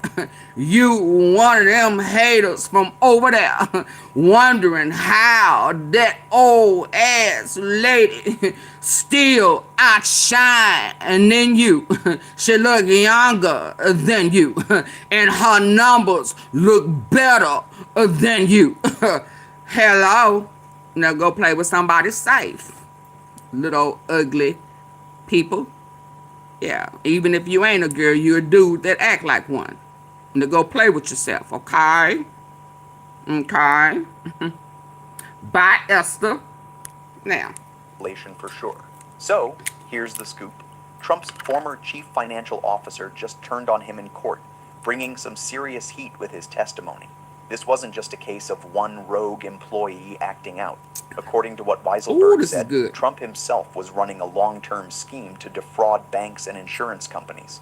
It's honestly hard to believe he said that out loud. I mean, we're talking about Trump's most trusted financial advisor just throwing him under the bus. Now, prosecutors said Weisselberg was trying to get a favorable loan, insurance rates, and other economic benefits. Meanwhile, Trump's first criminal trial involving a hush money payment to porn star Stormy Daniels is expected to get underway in just 5 days. A New York appeals court judge rejected Donald Trump's last-ditch efforts to delay the case to be... Oh, his last-ditch effort. So he gonna have to pay that. Y'all see, it'll all come clear if you stop being a slow cult follower and pay attention. Absolutely. Yeah, so all his ditch efforts, he out of them. He gotta pay. Insurance rates and other economic benefits. Meanwhile, Trump's first criminal trial involving a hush money payment to porn star Stormy Daniels is expected to get underway in just 5 days. A New York appeals court judge rejected Donald Trump's last-ditch efforts to delay the case to be moved out of Manhattan, arguing he can't get a fair shake here because of pre-trial publicity. Now, the former CFO was handcuffed inside the courtroom. As for when this sentence will begin, well, he's headed to Rikers Island right now. That's the... You understand? Y'all see a little better now? He got a whole bunch of hush money that he got to pay. And Stormy coming up.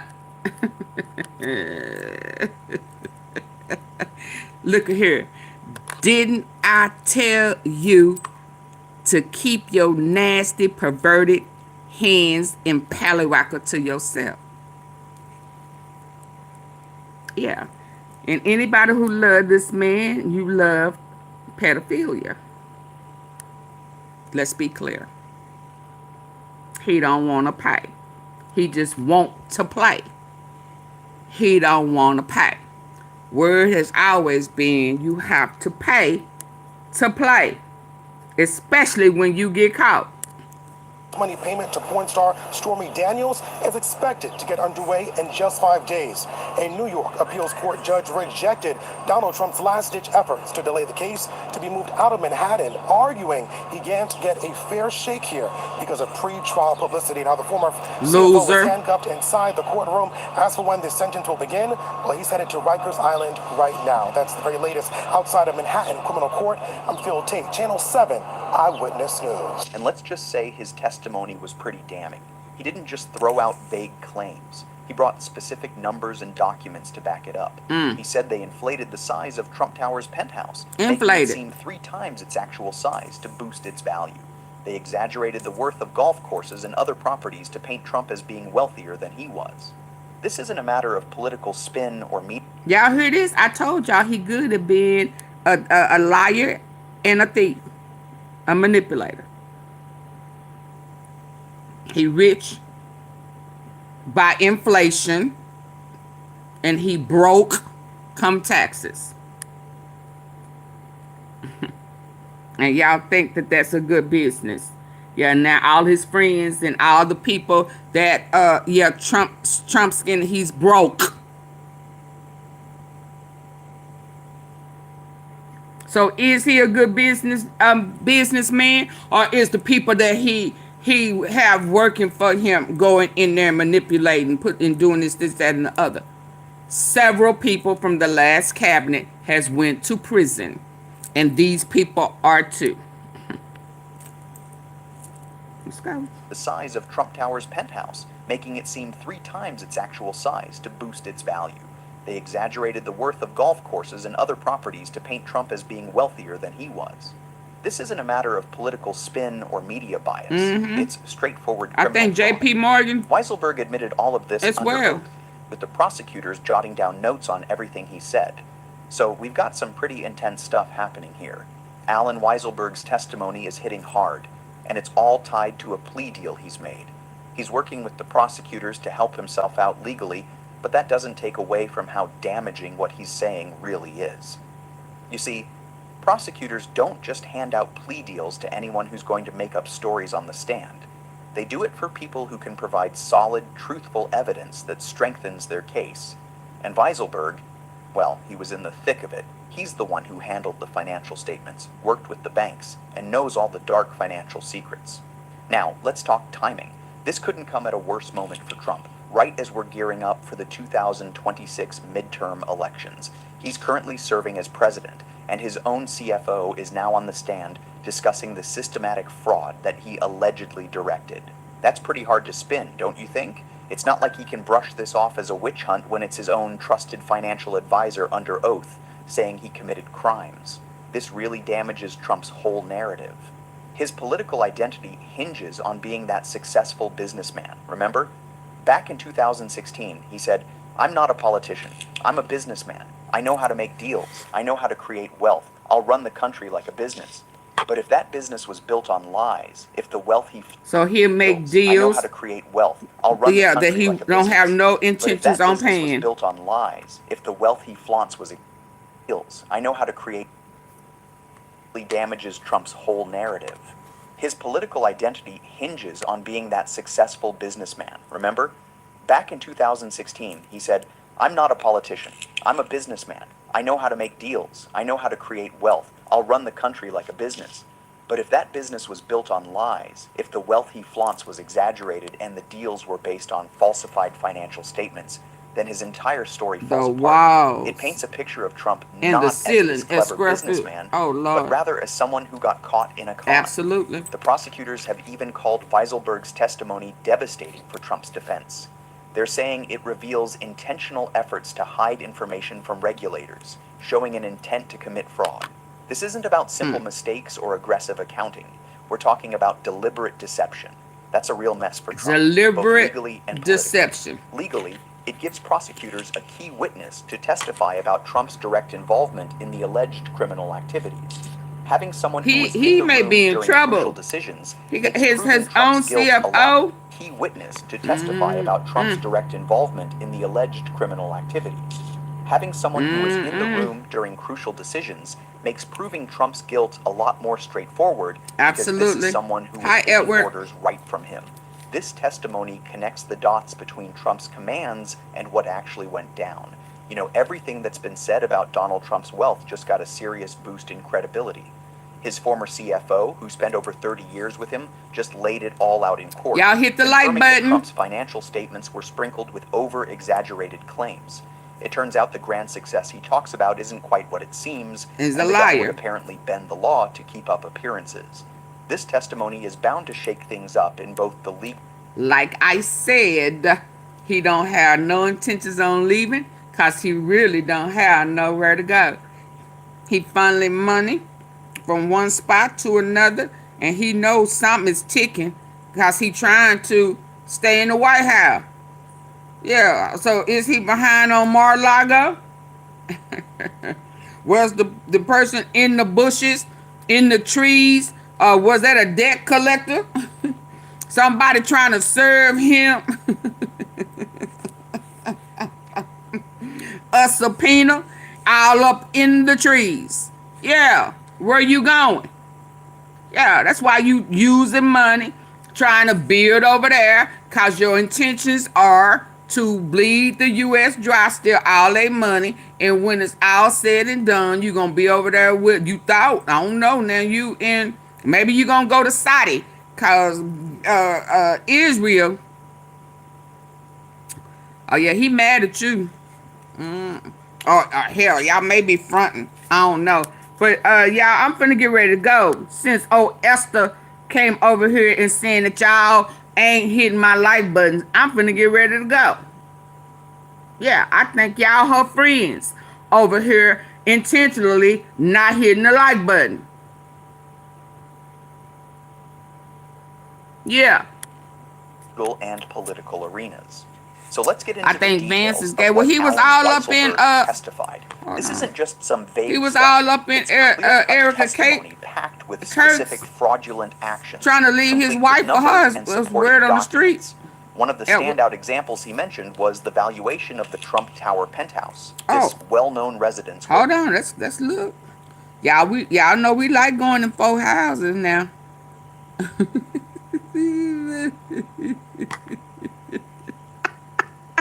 y'all we like, so this is why he want to turn, see, he want to turn the White House into this right here. He like gold and ivory.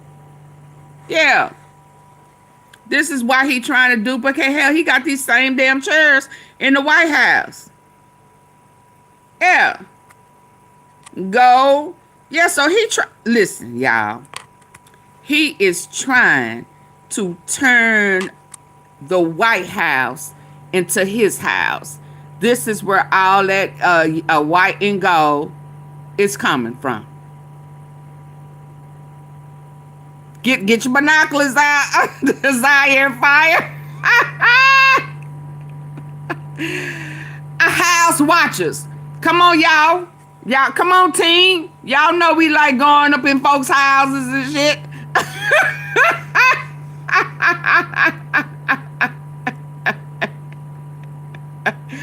How you gonna give them tea that I don't give them? I give you all the tea that Auntie don't give you. Well, what you giving us? And how you gonna give it to them, Edward? Now we not looking at the house no more, Edward. We looking at you. What you mean? How you gonna give them what AunTeaFee don't give them?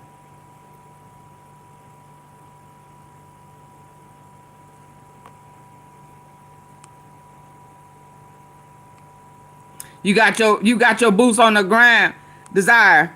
Where them? I got my boots over there too. Yeah, Edward, now you got me looking at you with my side eye. I don't know about you, Edward. I don't like that. You come back another day. Yeah. No, just don't come back. I don't like that. Y'all say bye to Edward. He spoke too soon. Sometimes you just gotta keep your mouth shut. How you gonna give my tea sippers what I don't give them? How you gonna do that? Yeah, you ain't gonna do that over here. Yeah, no soliciting. None. Yeah, and my likes didn't go up when you brought your ass over here. I just didn't say nothing. How about that? Yeah, there we go, y'all. Yeah, okay, now we back on house watching. Get your binoculars out. Y'all see y'all see the concept now? Yeah. This is where all that gold shit. Yeah. He trying to turn the White House into his house. Cause he probably finna get put out of this one.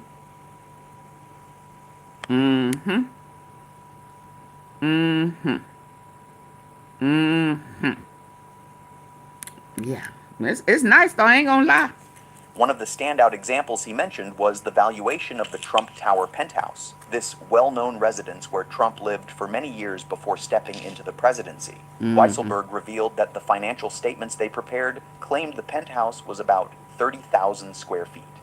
But in reality, it was just about 11,000 square feet. That's not a little mix-up, that's outright deceit. They made it look 3 times bigger on paper to justify a much higher value. Why does this... So you done lied like that. 3 times bigger. Is that Melania? Baby, he showed how Melania standing like that's his wife. Is that Melania? Is that? Oh, okay. Oh, okay. I meant Ivanka, but that's Melania. Oh, okay. Yeah, she was kind of fresh in then. Yeah. Yeah. But old Epstein had a fuzz. So that house been like that since he was a little boy?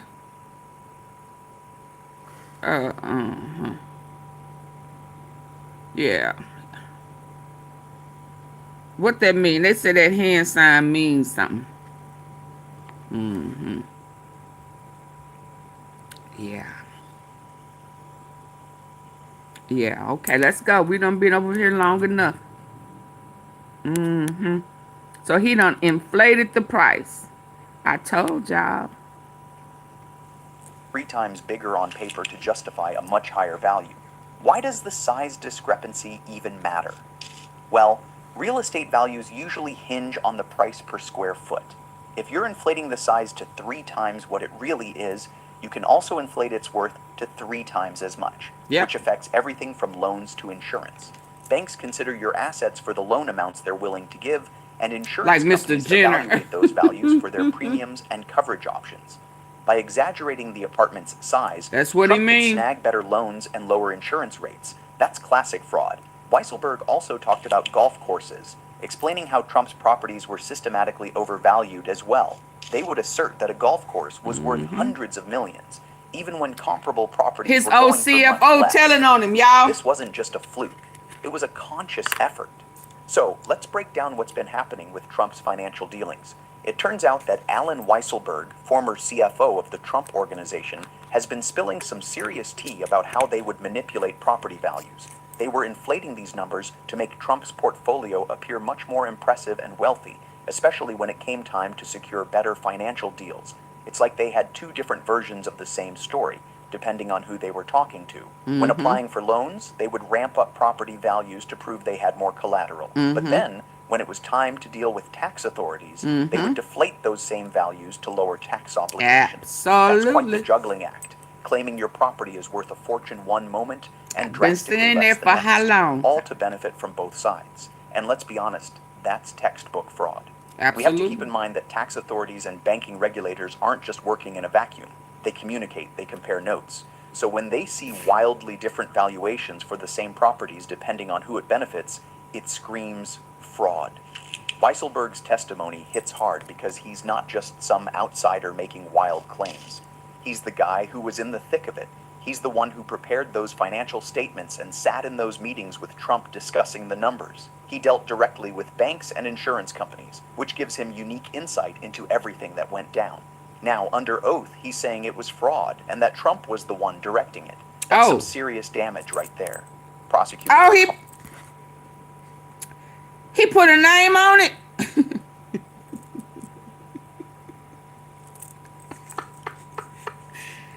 He put a name on it.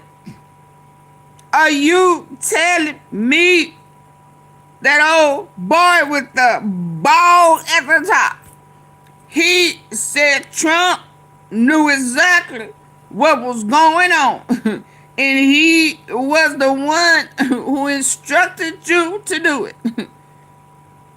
You were silent in court because you had already gave him up on paper.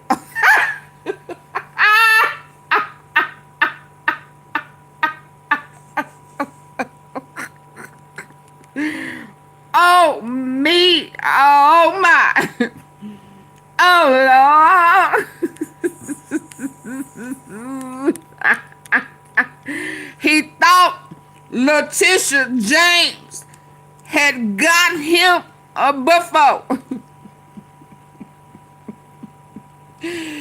I got a feeling that Comey #1 and Comey #2 and Letitia James is finna get ready to wear your money ass out.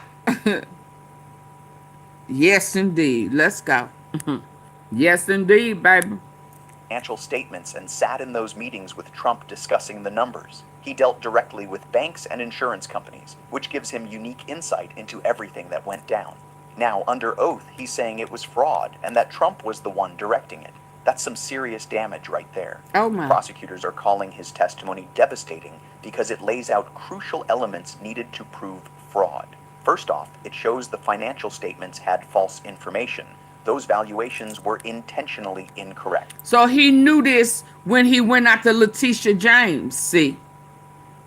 See, we didn't know it, but Trump knew it. So he threw that out on her about property. Yeah, so he can come back and say that she's doing it maliciously. See how he play? Yeah, but see now his own CFO gonna go sit his time out. And just like he snitched on Epstein, that's former CFO, snitched on him. Let's go. Ooh, karma coming back for you, Trumpstein. Serious damage right there. Prosecutors are calling his testimony devastating because it lays out crucial elements needed to prove fraud. First off, it shows the financial statements had false information. Those valuations were intentionally incorrect. Then, Weisselberg confirms that Trump was fully aware of these falsehoods. The guy wasn't just passively involved, he directed those inflated values. Third, it establishes intent. This wasn't just an honest mistake or a simple disagreement about valuations. This was about deliberately misleading for financial gain. Fourth, those false statements weren't trivial. They were significant and mattered a lot. Banks and insurers based their decisions on these inflated valuations. Finally, this wasn't some one-off error. We're talking about a consistent pattern of fraud that spanned multiple properties over many years. This pattern is key because it shows this was how business was conducted regularly at the Trump Organization. Regularly. You know, it's quite a twist in the story with Alan Weisselberg and the Trump Organization. Oh, wow. Definitely not a one-off. Let's get into why Weisselberg decided to flip after all those years. This guy was the ultimate Trump loyalist.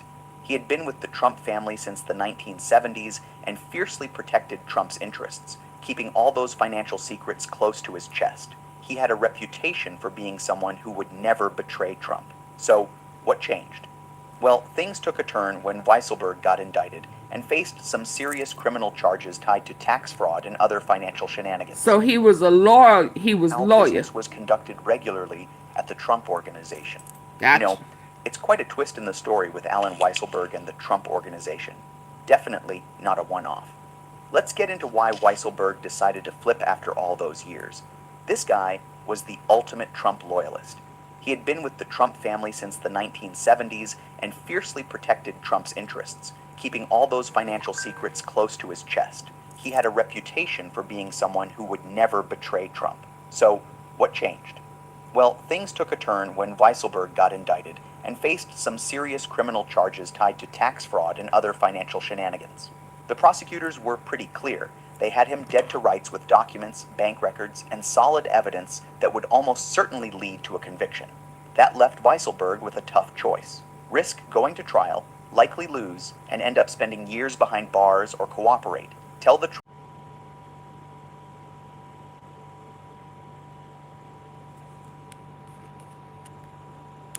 That's a major setback for Trump. And solid evidence that would almost certainly lead to a conviction. That left Weisselberg with a tough choice. Risk going to trial, likely lose, and end up spending years behind bars or cooperate. Tell the truth. Got him out of there, didn't he? Y'all get the likes up. Next time I'm gone for real. That's a major setback for Trump. Weisselberg knows everything about Trump's Believe me, I'm gone for real. Y'all don't get them likes up. 40 years. He's got the scoop on every deal, every property, and every financial move. If there are other financial crimes out there that prosecutors haven't caught yet, Weisselberg is probably the one who can point them in the right direction. The plea deal he struck means he's committed to being truthful in any case related to Trump's financial dealings. This isn't just a one-and-done deal. If there are more trials or investigations, Weisselberg has to stick to his story. There's no backing out or claiming he was lying to get a better offer. He's stuck with his testimony, and if he lies, he risks going to prison. That gives prosecutors a lot of power to make sure he's telling the truth. Now you can bet Trump's defense team will go after Weisselberg's credibility. They'll argue that he's only testifying to save his own skin, that he's fabricating stories to please prosecutors, and they might even paint him as a disgruntled ex-employee. But that's a tough claim to sell, considering Weisselberg was loyal to Trump for years. He's not some random opponent with a grudge. This is someone who gained a lot through his ties with Trump: money, prestige, and access to power. The only reason he's turning against Trump is that prosecutors had him cornered with overwhelming evidence, and juries get that. They see that sometimes the most damaging witnesses are those who used to be part of the team, but decide to flip. We really need to look at the implications of Weisselberg's testimony. The fact that he's a key player here makes things quite complicated for Trump. On top of that, it looks like Weisselberg's words will have solid backing from a mountain of documents. Think financial statements, emails, bank records, and tax filings. All this creates a strong paper trail that lines up with what Weisselberg is saying. So even if someone doubts Weisselberg's honesty, the documents are there to support his claims, which makes putting up a solid defense really tough. Now, let's take a step back and consider the political fallout from this. Trump is sitting in the presidential seat while his former CFO is testifying about systematic fraud, which definitely isn't helping him. You can bet Democrats will jump on this, using it in campaign ads, during debates, and throughout speeches. They'll present Trump as a criminal, alleging that he defrauded banks and insurance companies. What makes it even more damning is that they won't just rely on media stories or party lines. Ain't that what Letitia got him on? Testimony from Trump's own employee. That's a powerful weapon politically. And let's not forget, even some Republicans might start to pull away from Trump. It's one thing to defend him when it's just his word against the prosecutors, but when his own CFO lays out detailed accounts of wrongdoing, it makes it a lot trickier. Moderate Republicans, especially those in tightly contested areas, might think twice about staying closely associated with Trump. This could create more fractures within the Republican Party and lead to additional chaos in Congress, complicating matters for Trump as he tries to push through his agenda. The timing couldn't be worse for Trump either. With midterm elections right around the corner, history shows that the president's party usually takes a hit during this time. But if Trump is navigating through serious fraud allegations from his own CFO alongside the risk of facing criminal charges, those